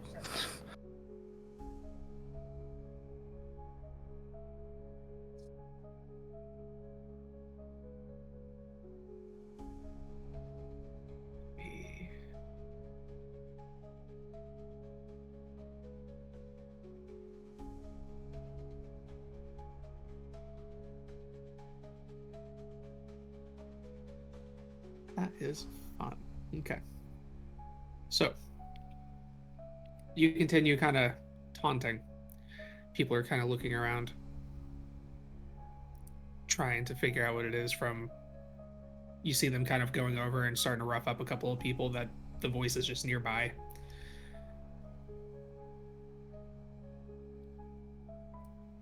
Matt is going to scream, "Is that what you meant by I didn't agreeing with you, Victor? You said you were fine, but something didn't go well. Were you trying to deceive us?" He's trying to incite the crowd. Mm-hmm. At this moment, Victor steps out into the display. Steps in front of Gray.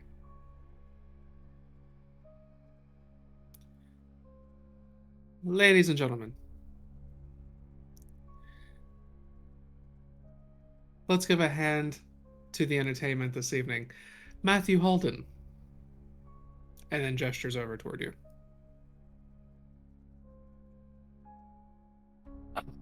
Mr. Adams, no, please, this is your night. I just am trying to figure out why someone would say something like this. I'm giving you the opportunity to correct this person's obviously wild and unsubstantiated claim. Certainly. Allow me to shine some light on that matter. And he gestures out, and you see security bring that woman you saw earlier, that you spoke with.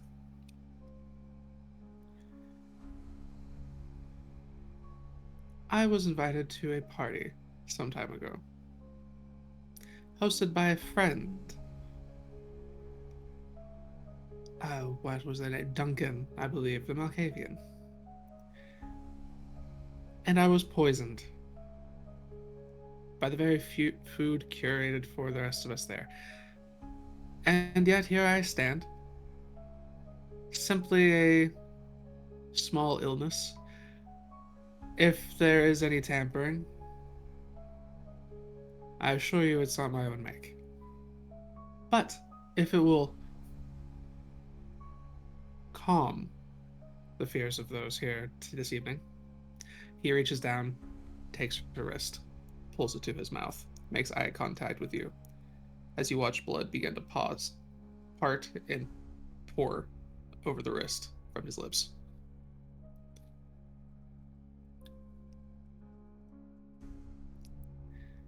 If there is poison amongst us this evening, then I am no different than you. And he lowers her hand. Let's not let something trivial ruin the reason we're here.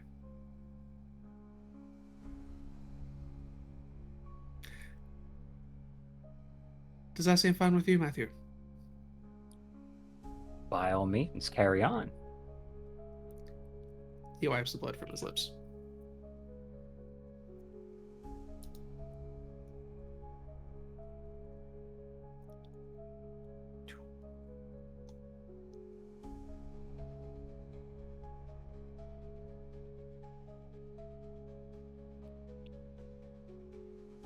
The greenhouse dims.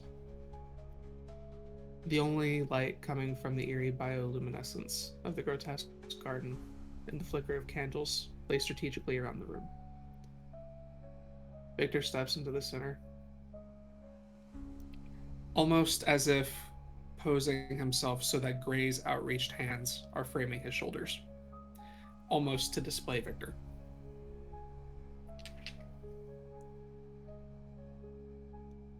Welcome, my fellow seekers of the truth.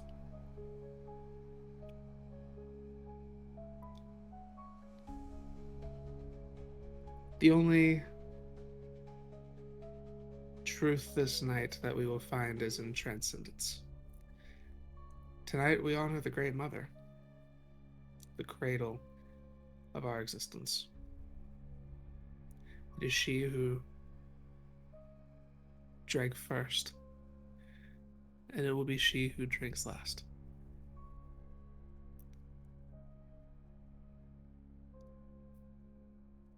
She who gave birth to our kind's immortal agony and divine potential. But look at us now, bound by chains of our own making, the laws of the Camarilla, the brutal anarchy of the Sabbat. Each path nothing but a mockery of the freedom Lilith intended for her children. And our hunger for eternity, we deny the mercy of release, forcing our childhood to suffer as we do in this endless cycle of blood and shadow. Yet Lilith calls to us. She speaks in dreams, in whispers carried by the night wind. She tells us there is another way, to embrace the flames of sacrifice, to consume the young as they step into this cursed existence, not in cruelty but in reverence. In taking their lives, I spared them from the cold torment we endure, granting them the only true release. And in their sacrifice, we ascend. Their blood becomes a bridge, carrying us closer to the mother's bosom. And with every drop we consume, we honor her. With every soul release, we offer a hymn. This is not merely art, it is worship. It is salvation. Tonight, Gray will not perish in vain. His radiant pain, his beautiful submission to this cause, will carry us all closer to Lilith's embrace. Look upon him and see not a victim, but a martyr, a keystone in our holy pursuit. Victor pauses, spreading his arms to gesture at Gray's serene yet macabre form amidst the unnatural garden. So I ask you, my companions in devotion, will you open your hearts and embrace the truth? Will you witness this sacred act and join me in walking Lilith's path? No matter how shadowed it may be. He raises his arms, the light catching his eyes burn with fanatical fervor. The cultists murmur their assent, their tones reverent. And then you watch as those with roses move behind those without. Do you do anything in this moment? Is this a kind of pattern that I would know, or that Drake would know? This seems to be similar to what you almost experienced. Much more grandiose, but... As in, he knows he's going to try to diablerize Gray? Yeah. You also know Gray's not his childer. So there is a... Well, I guess that's a matter of perspective. And It could be considered a blasphemy. Mm-hmm. But it could also be considered a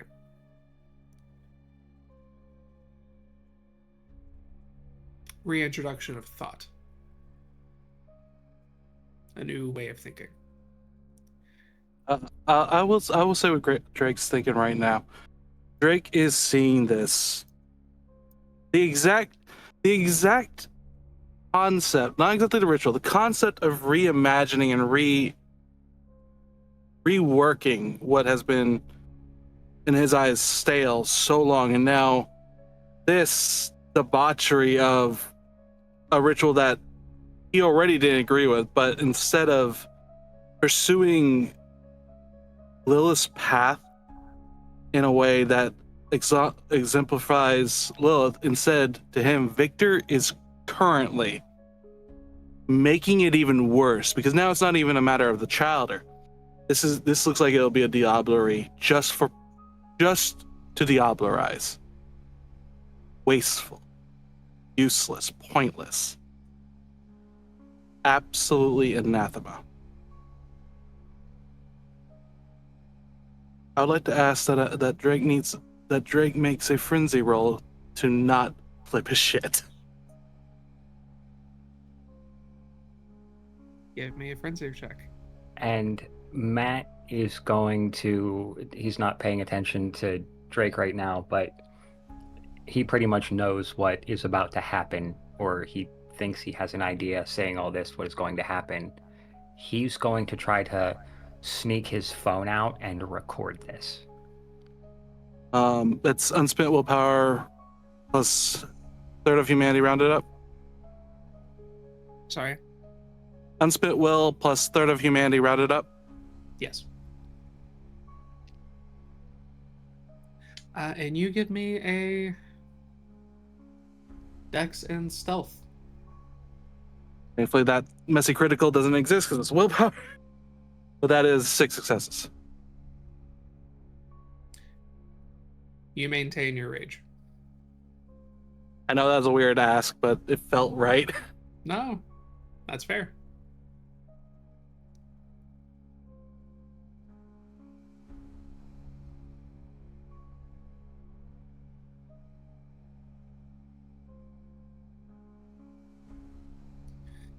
You whip out your phone. You try to quietly record what's about to happen. When your phone gets snatched out of your hand, and you see a woman, the same woman that stepped out of the photo booth, drop the phone to the ground and stomp on it. We don't want the light of the phones to disturb the plants. Oh, no, absolutely not. I apologize, and I mean, it could have been worse. Could have been one of those guys that did it. It's almost worth it. Drake's gonna step forward and announce blasphemy.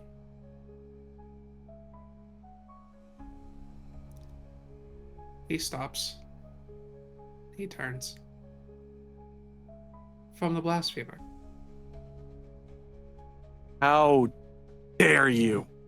It's bad enough when Calder are unnecessarily not fed to the soil, but instead put in the vases. But you don't even wait until they're childer. You don't care that they're childer. You take the soul and gifts given by Lilith just to take them. Not in recompense, not in reverence, not in anything. How dare you? I can understand people having a problem with my point of view, but this, taking an already questionable decision by those in power, and then making it serve you instead. What is this? Going to take away a gift from another just to do it? Tell me, how does that serve Lilith?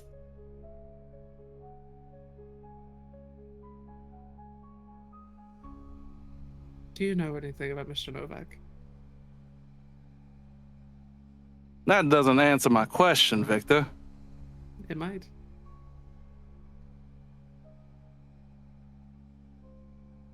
Enlighten me.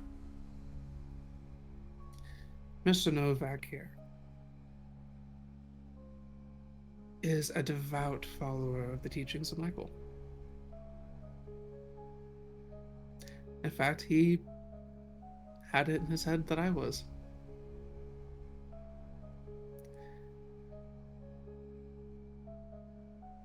He believed in the opposite of everything that you believe. Everything that we believe. What potential does he serve Lilith in this moment? That there would not be a gain in one of her followers taking from him. No potential, yet you take the very thing that you so rigorously are saying is worthless, or even worse, poisonous, and yet you take that into yourself. What, in the name of Lilith? How does that benefit Lilith or you? Other than the simple power of stealing. I bring them to Lilith. I teach them the way. I make them perfect. I don't see perfection here, Victor. I see weakness, fear, cowardice. Weakness through the eyes of a coward is hardly anything to look to. Drake was straight up. Do I look like a coward to you, Victor? Am I not standing here, surrounded by many I know want to get my head off my shoulders? You do. I must commend you for that. But, as someone who seems to believe so strongly in the cause, you ran out on your obligations. Obligations to who? You were a subject of a very important ritual. And you killed to preserve your own life and not end the sacrifice that was being made that day. You don't know a damn thing about sacrifice. She was like a mother to me. Yet you did not honor your mother.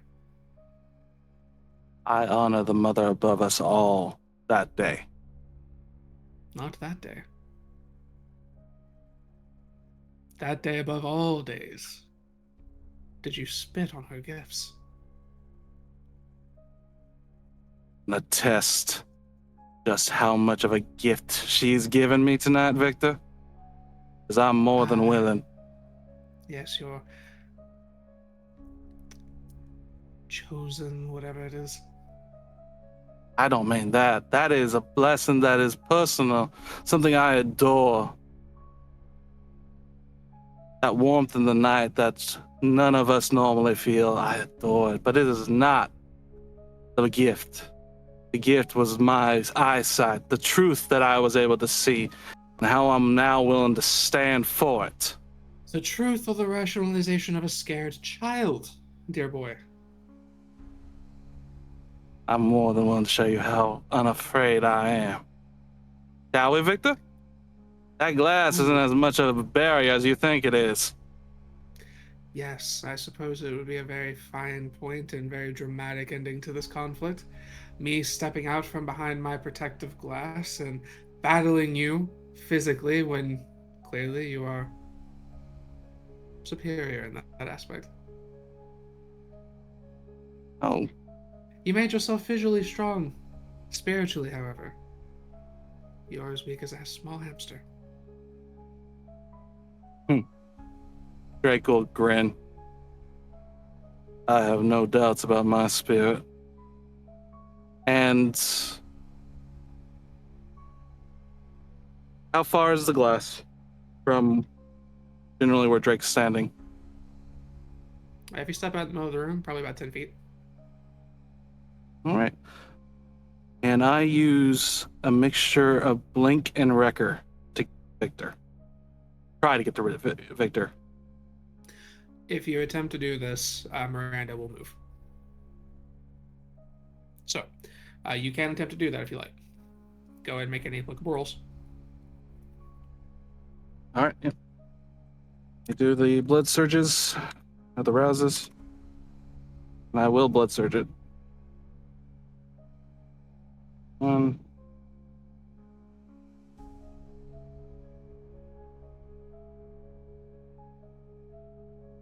All right. All right. 1 failed. So Blink, Wrecker. Let me just double check Wrecker.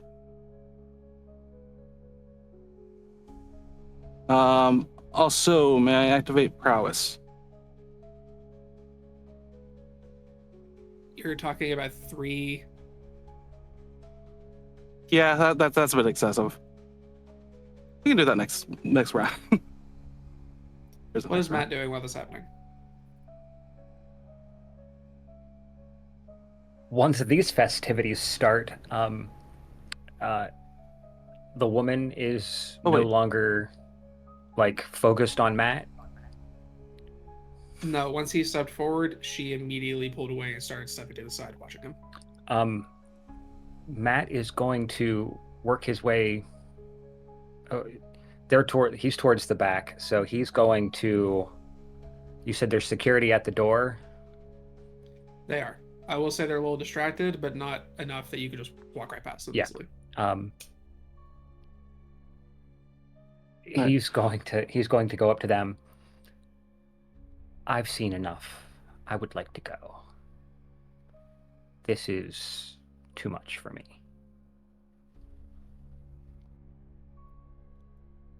They kind of look over at each other. Go ahead. Oh no, I did an extra rouse by accident because Wrecker doesn't need one. Just when you get the chance, can I get the rolls I need to commit to the action? You're trying to break the glass? Break the glass, get to Victor. Finally go through the glass, basically. Yeah.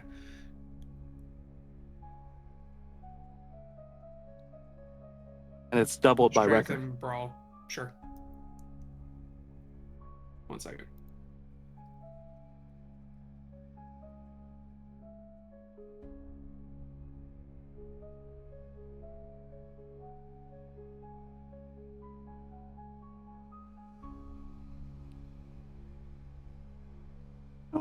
I'm gonna keep that.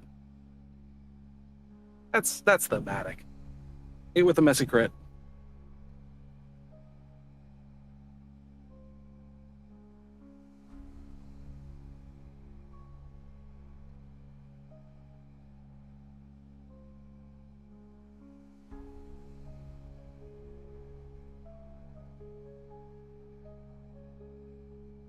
Okay, I see.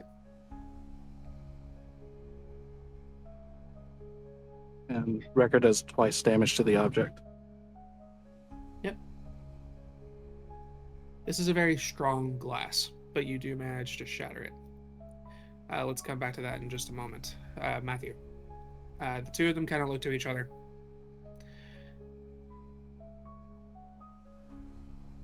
You're Holden, right?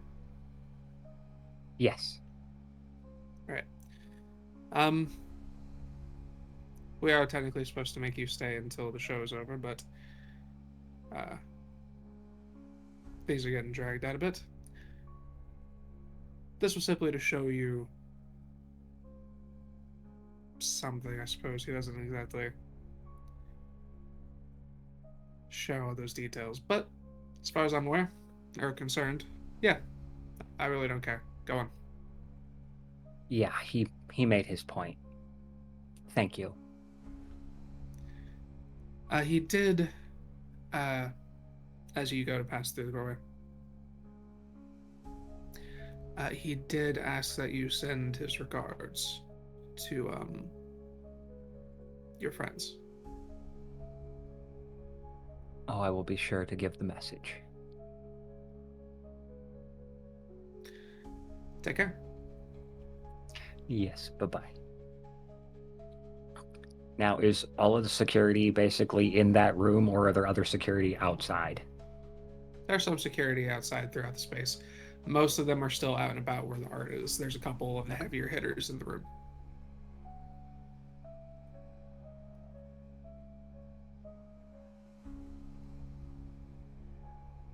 And he's just going Is there? to Yeah. wander through and make his way back up to the other room with all the other pieces in it, assuming he's going to be followed at some point.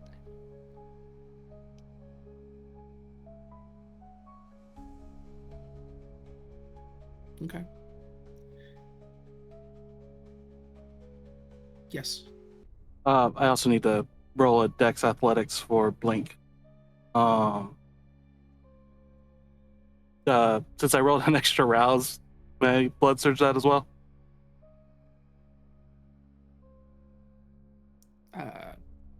Sure. Okay.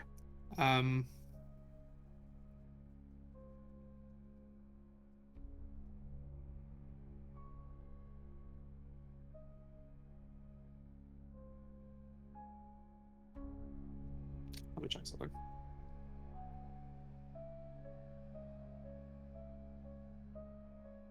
That's mental willpower.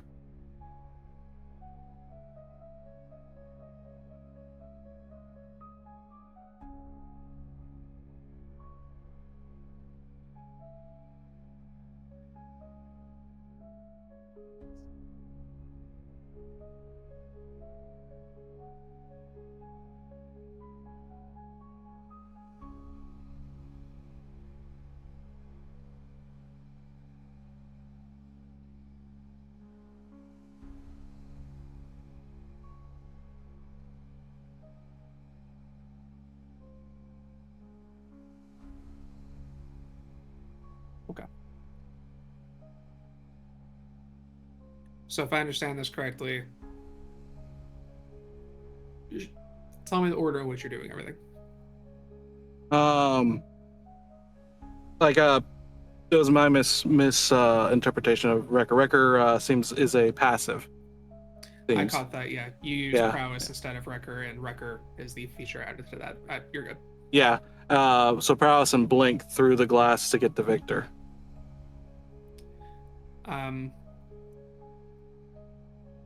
Okay. So because you opted to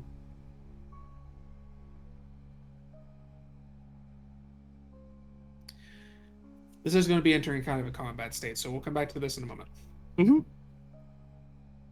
Matt, as you are making your way up there, there is still security upstairs. Not as many, but there's about 4 people up here. 3, sorry. 3 people up here.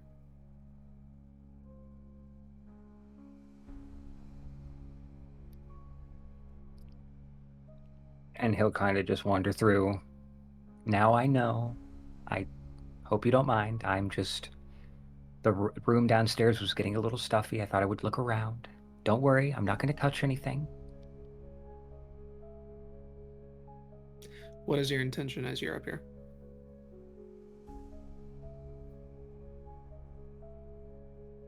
It's a work in progress. He's just kind of contemplating as he's going about. And he was getting as far away from Drake as possible because he doesn't know what the hell's about to happen. Then we'll go ahead and head back downstairs. You charge forward, smash the glass, and blink. You are right in front of Victor. But because you opted to shatter the glass and then go to get to him, I'm going to roll for her to blink.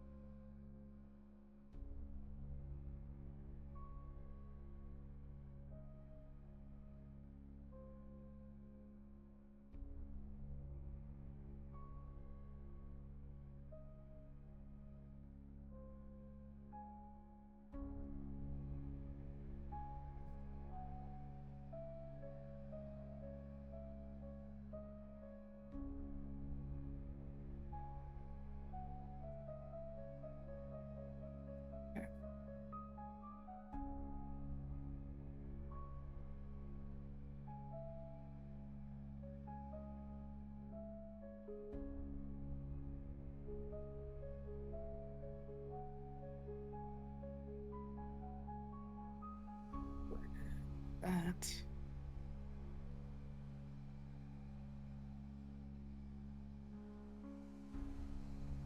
Okay. She does not catch up to you. You get right up to Victor. What is your intention? Legitimately rip his heart out.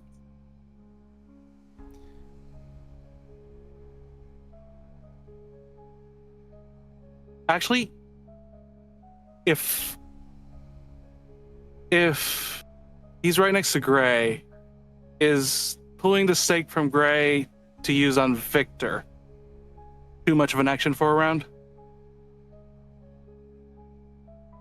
With rapid reflexes?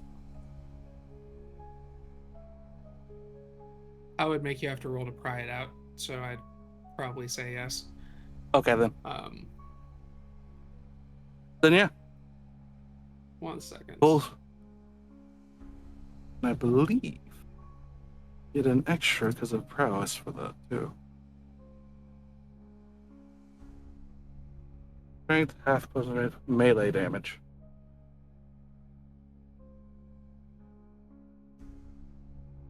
But I would argue that trying to legitimately rip a kindred's heart out of their chest is a feat of strength.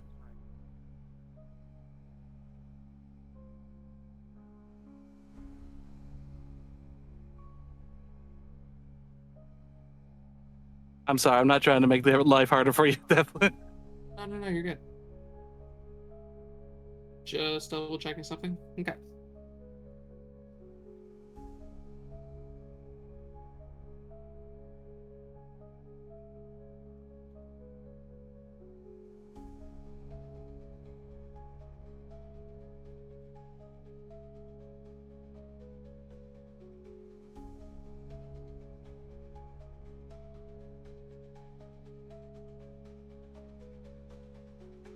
As you pull back and you're getting ready to try to just completely murder Victor, I do need you to make a composure and wits. Composure and wits? Yep. Alright. I allowed the blood surge this? Sure.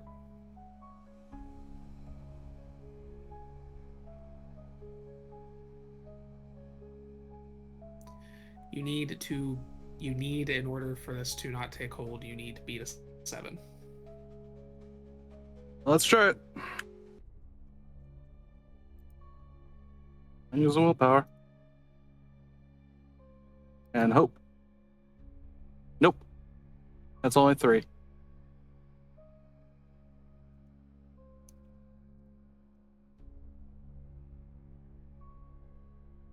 You'll pull back to strike him, and he smiles. Calm down. You're overreacting. As he hits you with entrancement. He has not dominated you, but you feel the hostility almost replaced with adoration. In this moment, you know that you intend to kill him. You know that you disagree full-heartedly with what he is doing. But you now have a sense of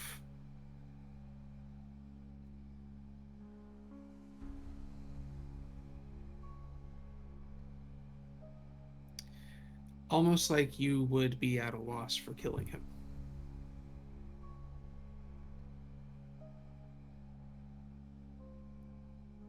Filter that how you will.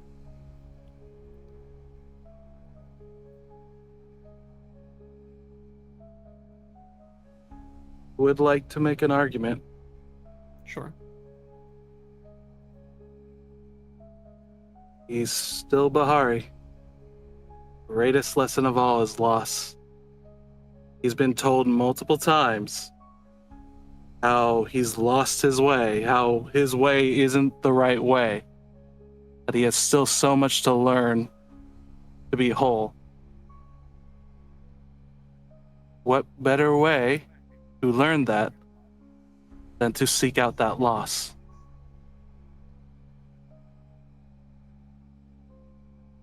I would also argue that is a fair concept, but that is usually in a placement of ritualistic sacrifice.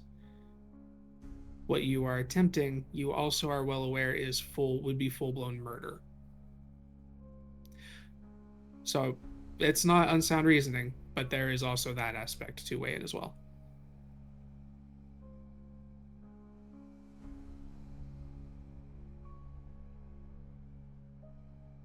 Let me think of how I feel to this then. I'm not gonna buck against it. I'm just thinking what That's Drake fair. would think. You are more than welcome to negotiate. It's more of a sense of, like, he's not making you do anything. It's more of a moment of clarity, is almost how it sets in.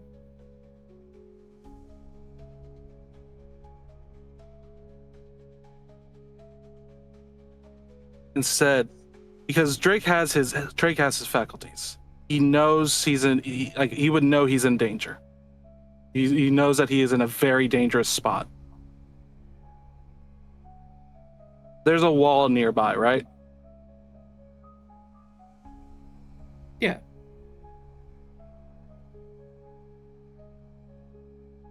Drake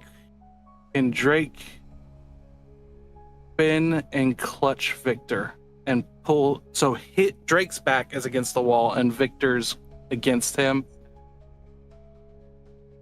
As much like reasoning of the both that adoration, pulling into an embrace, and that subconscious, do not expose your back. Okay.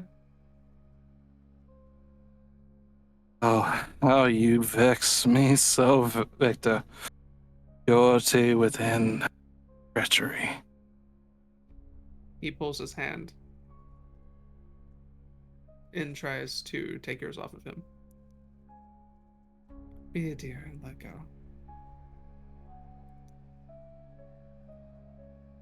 He tries to step away. Okay. He looks no. down and looks at you. Good. I'm going to keep you close. Can't be losing you, can I?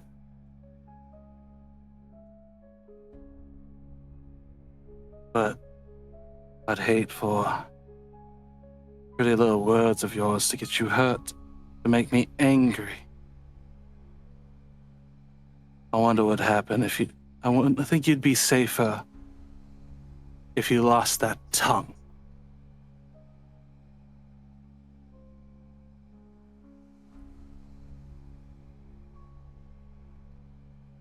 As you're going to try to rip his tongue out. Mm-hmm. Before he can speak again.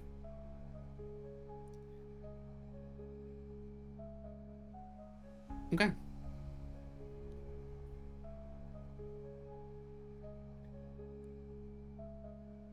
Give me...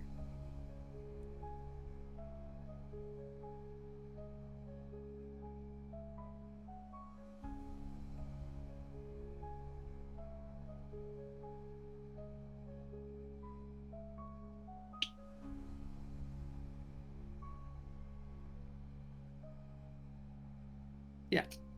Give me strength and brawl.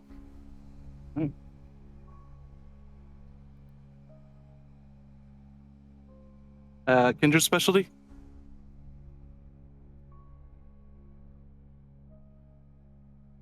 Yeah, this one's a bit more on the fence there. I guess. I'm just giving you all the fun stuff.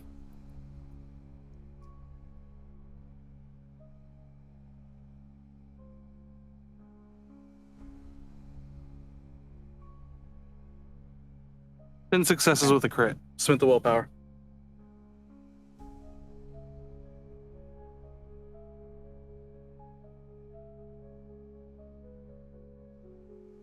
Okay.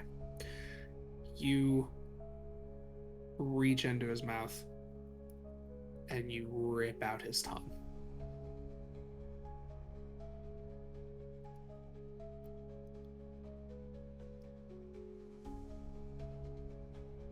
he begins trying to pull away from you. You hold him close.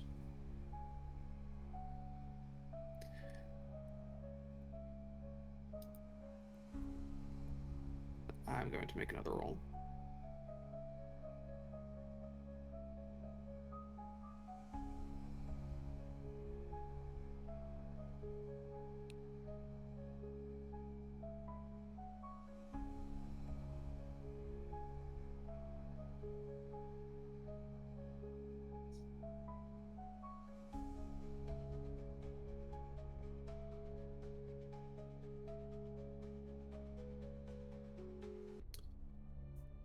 You feel something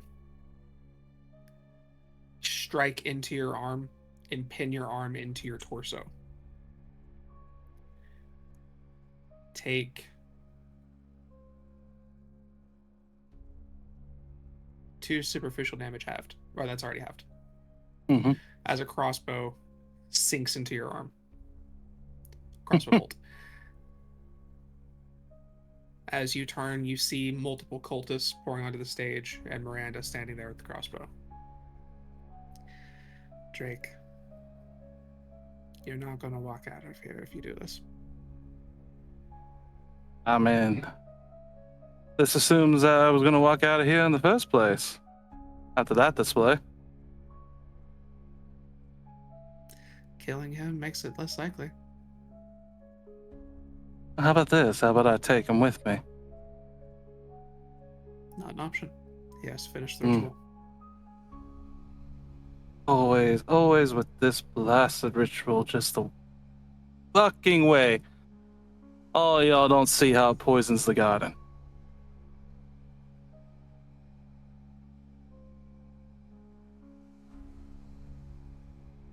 Like, Drake genuinely looks around.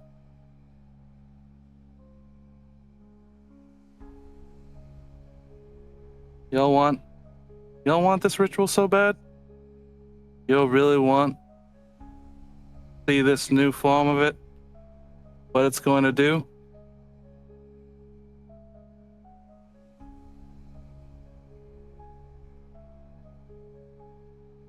And he reaches up, yanks Victor's head to the side of it.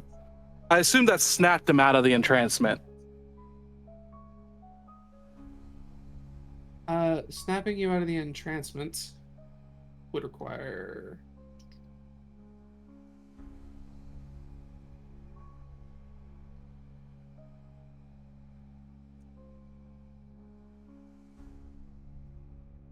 Would require... Oh, okay. So, you being shot.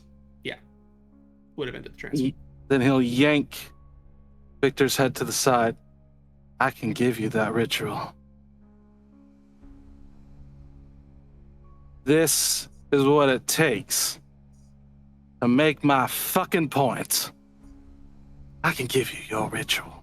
How's that Does that sound? ruin you, though? My The ruination. point is about the taint of things. Just My ruination is what Lilith wants. If this is the end that Lilith wants, then I'm already on the path. I can only be certain in her. That's the only thing I've ever been certain in. Then do it. Drake doesn't close his eyes, doesn't take his attention off. Mother, Lilith, may I be on your path. And he will sink his fangs into Victor. And drink. And drink. You are going to have to give me another... Well, I am going to go ahead and ask for another strength and brawl. Okay. But you are dedicating your attention to this. He's keeping his eyes on her, but yeah. She's Can't only really- moving toward you, so you're going to have to pick to either do this or fight her or accept what happens. She's Okay, not going yeah. to let you do this. While all of this is happening and Matt is upstairs, there's 3 guards in the room, you said? In that Right. room? Yeah. At this he's point, going- you will have heard the glass shatter Yeah. downstairs. Good. As soon as he hears that, he's gonna look at some of them and go, "Your boss might need some help. You might want to go look at that.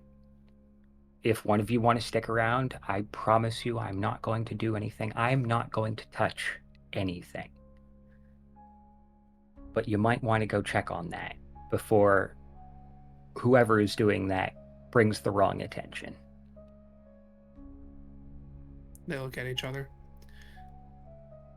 They nod at the person standing by the door, and the other two across the room head downstairs, leaving one guard.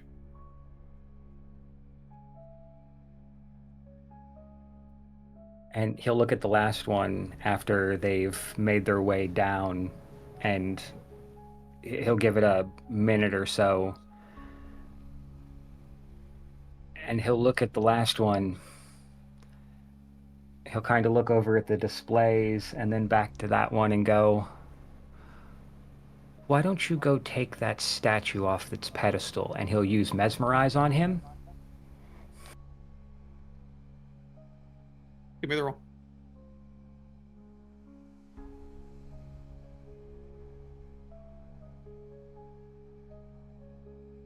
I'm going to Blood Surge.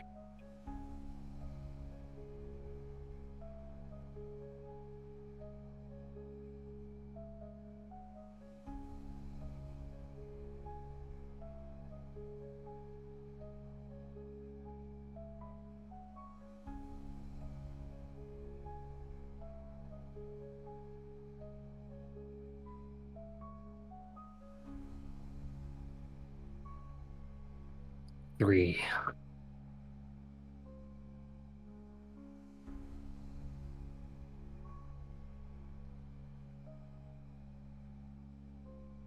He sits there for a moment.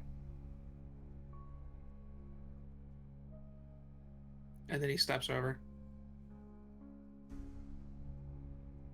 Moves the glass case. Just kind of lets it fall to the ground. Picks up the statue. And the center of the room explodes. Please give me a dex in athletics.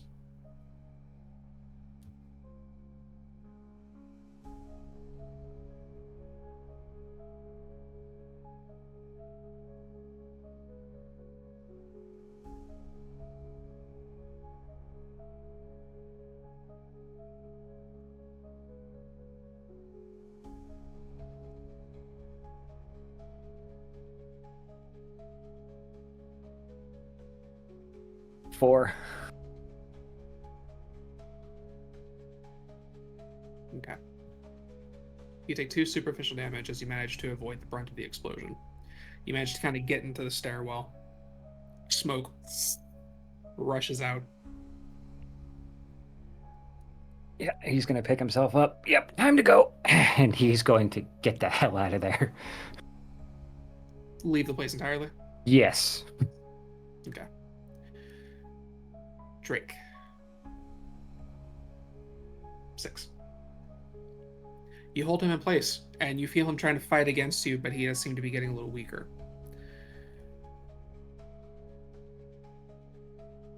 She approaches. She puts a gun and is getting ready to put it to your head.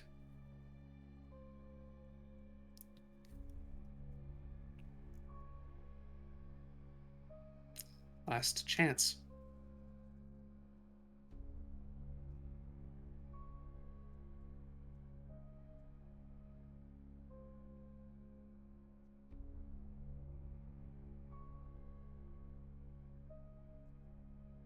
Then there's an explosion upstairs. The place kind of rumbles a little bit.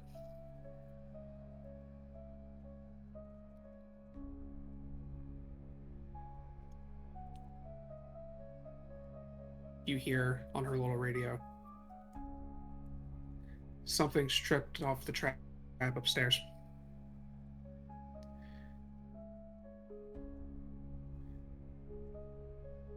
She, still pointing the gun toward you, reaches down. send 2 to investigate. I need everyone else in the greenhouse. As she does that, Drake's going to get his head down under Victor and shove Victor at her.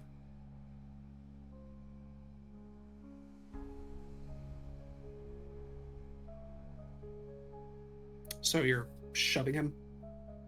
Basically using him as a blunt weapon, yes.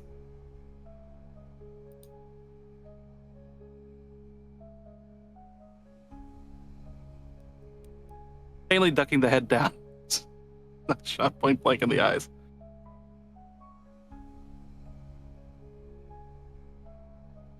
Just that moment of You're distraction. disconnecting, dropping down, and Just shoving.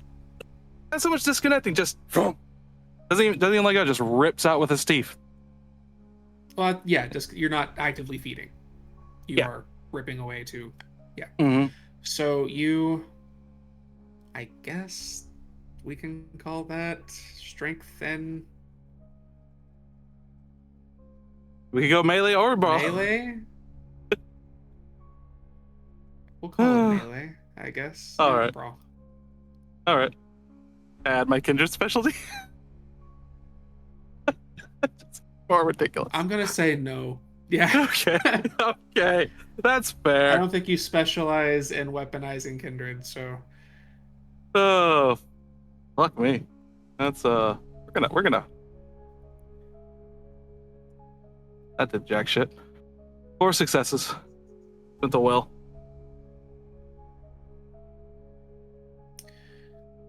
you go to shove at her, and she seems to, almost as quick as lightning, shift over to the side.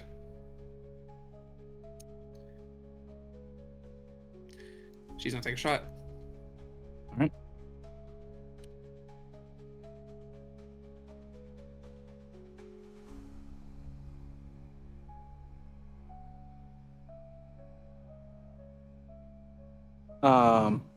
I am going to activate weaving. I can add since I don't have multiple at the moment, I can add my celerity to all dodges from projectiles. Right, but you opted to try to shove him. Right. You Okay. treated him. That was the reaction. Okay, I see it. All right. Yeah. Dex athletics. This is more to the simultaneous thing. However, Okay. they did not beat you out. So you do but dodge the bullet. Mhm. Or rather, she shoots Victor. Matt, as you are running down, 2 people are coming up to meet you in the stairs.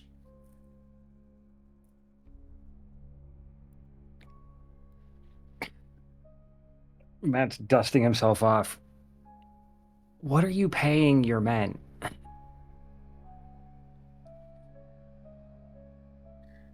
Keep an eye on him, and one continues heading upstairs. The other one points a gun to you. Fair enough. I was standing there and I was just asking a question about the statue, and the dude walked over and I told you I wasn't going to touch anything, and I didn't. All of us are aware of what was underneath that plate. I wasn't. Because had I been tempted, I would now be all through that room. Why would one of us walk up to that knowing what would happen if we left the statue? Well, considering you've got people in here that are poisoning the supply, how do you know he was one of yours? Give me a manipulation and subterfuge.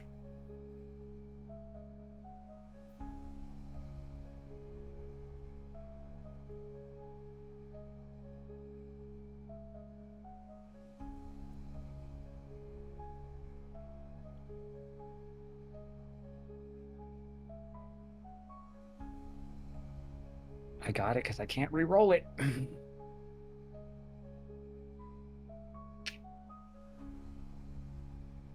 He continues, he has his gun trained on you and goes, Well, we'll just wait here and see what they come back down with. Or you can give me that gun, and actually, you know what? You can escort me out of the building. And he'll use Mesmerize on that one. Regular human, they immediately... Right this way, sir. Sorry for the inconvenience. And he Not a problem. begins escorting you toward the front. As Matthew, you are conning your way out the front door. You take a moment to look back. You see some of the paintings have been knocked over from the explosion. And you see a lot of armed guards running back toward the greenhouse.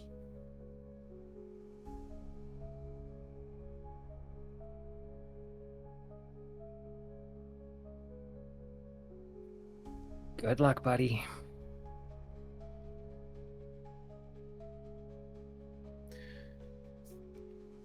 You make it outside. You see the truck. It pulls up. Not quite close enough to be an immediate,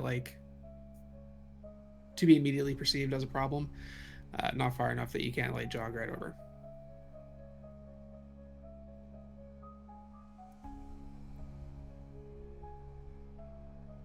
He kind of gestures for you to approach. And I work my way over to it. Where's Drake? What's going on? He saw something he didn't like, and it is a disaster in there.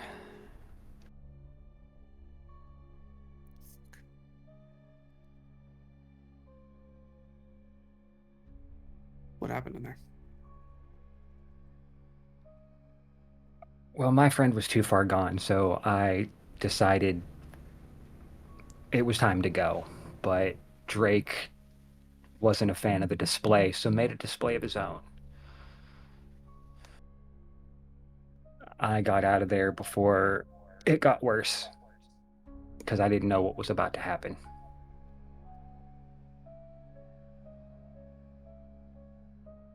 I am not like Drake. I don't have the physicality to deal with the shit ton of people that were in there.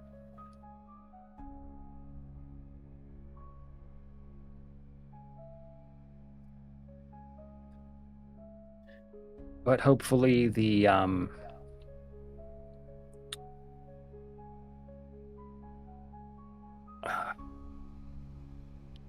improperly prepared meal will give him a little bit of an edge.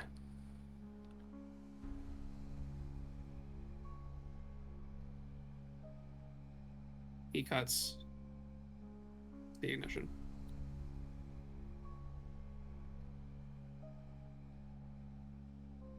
Tosses you the keys, and he steps out of the truck. Moves around to the back, grabs a bag. I assume you know how to drive.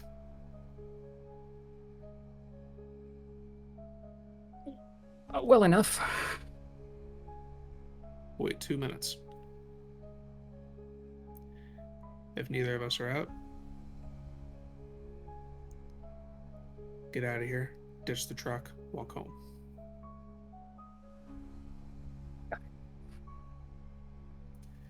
He grabs his bag, and he goes walking into the building. Drake,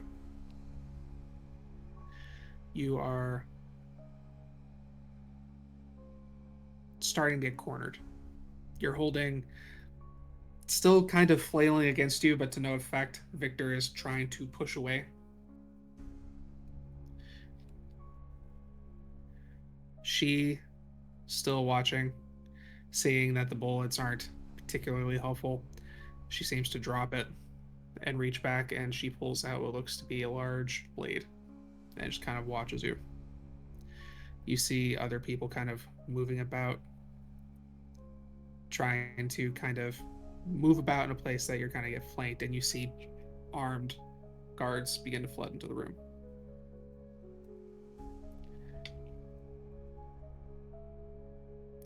You're pretty sure Viktor probably doesn't have much left in him.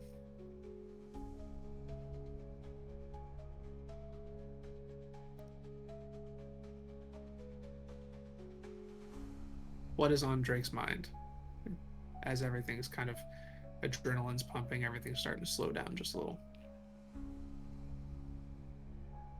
All Drake can think is, this is my path, what I set myself to do. Whether it's ineffective or not, whether I'm a spark unable to catch a flame, I feel her embrace. And in the end, that's all that ever really mattered.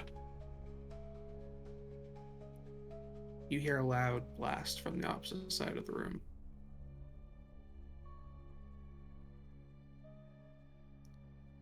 You see Riker, having just gunned down one of the security. Fires another round from a shotgun. Another one drops. We gotta go. What do you do in this moment?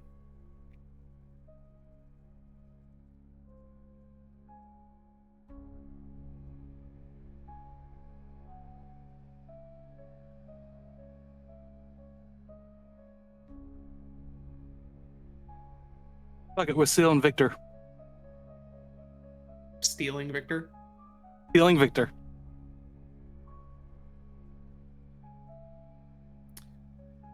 What do you do? Thankfully, Drake's really strong. Can I still blink while carrying Victor?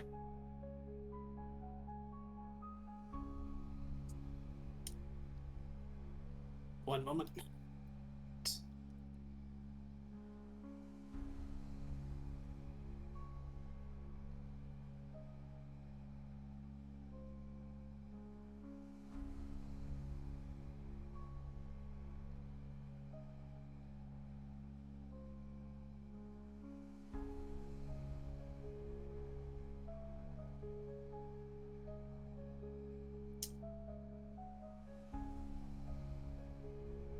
I'm gonna say no. Okay.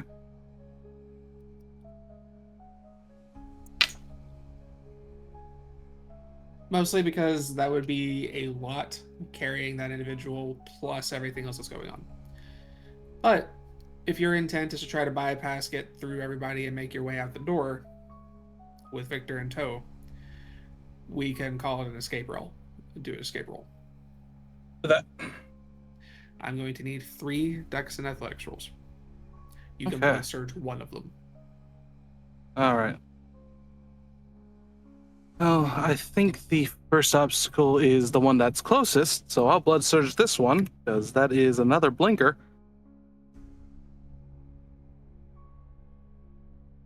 Oh, thank goodness. All right. So that is... Dex and Athletics is... Don't fail me now. You did not fail me now. 7 successes. 2 more. All right. These will be at the regular. Once you've rolled your 3, I'll roll 3 for Riker.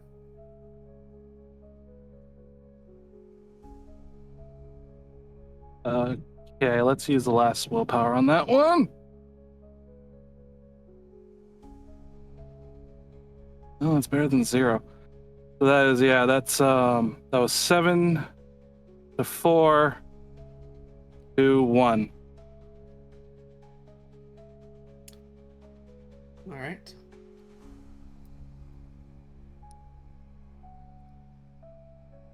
And I've spent all my willpower.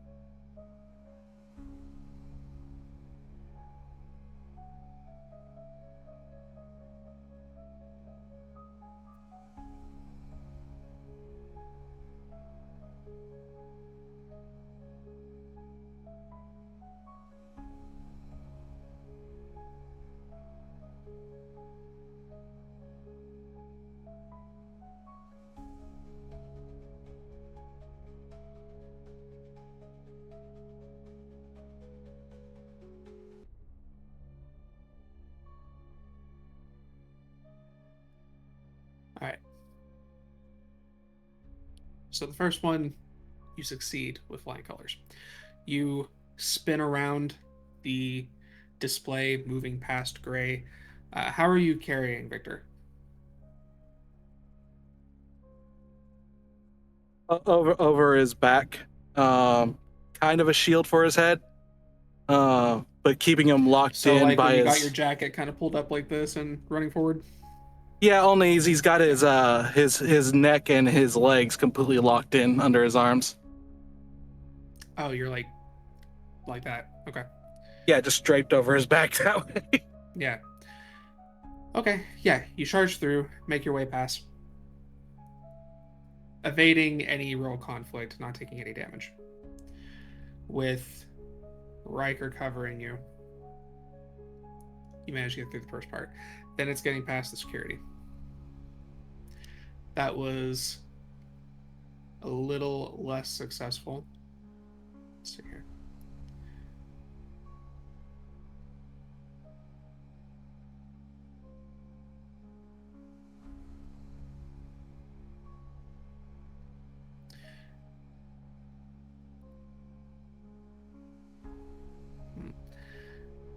With the skull on the die, you're going to take already halved 4 superficial damage as bullets begin kind of ripping through you.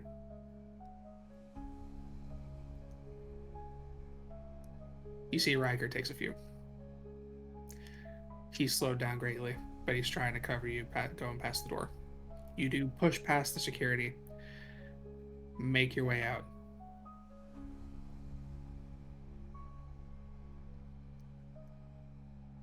And here you roll 1.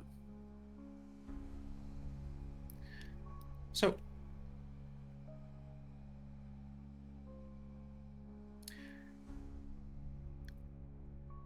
you have a choice.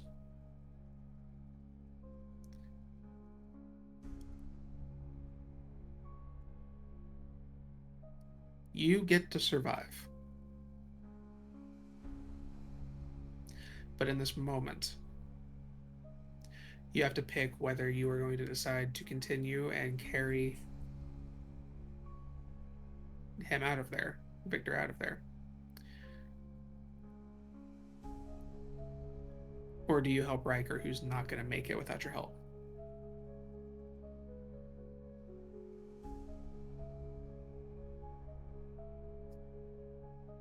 Do you take your mark?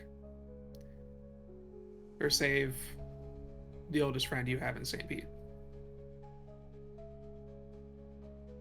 Drake has a momentary thought and thinks, I serve Lilith. But he does look at his friend one last time and just tips his head, knowing that he might not understand and may curse him. But he is Lilith's, and Lilith decrees this. And he bolts forward with Victor.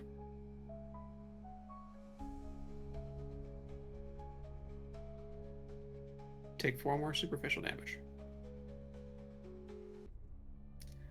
But you bust out the door.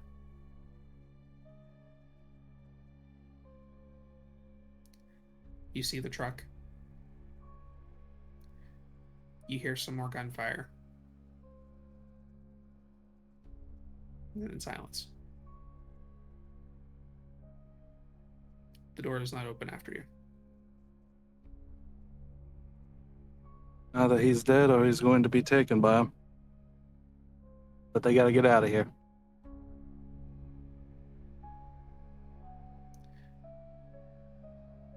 Victor is not tortured. Yeah, but there's stakes in the bed of the truck. Okay. And we're absolutely torturing him. Fair enough. You stake him, throw him in the back of the truck, or however you're going to situate him. Are you riding in the back, or are you... Matt's going to look at Drake after this and be like, tell me you can drive this thing. Well, I'm not... Yeah, I can drive it if you need me to. Just Give me a second. Make sure our boy here doesn't expire. I've already lost enough shit this night. Major. Fine. Don't kill him. I have plans. Oh, I would never. And again, make sure he doesn't expire. Fucking Rock, I told you you didn't come back for me, fucker. And he'll start the truck and drive off. Carefully.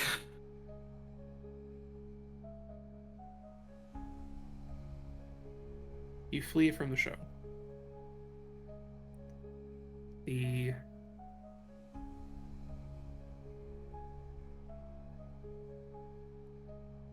loss hangs a bit heavy.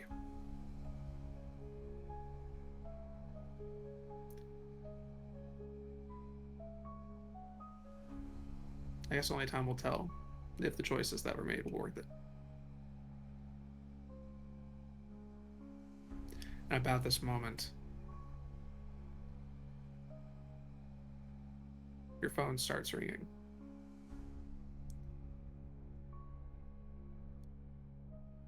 And it's from your coterie. With that, we will bring the session to a close. Thank you everyone for tagging along so far. And when we come back, we will be seeing what the other half of this group is up to on this December 2nd. We'll see you all in the next chapter.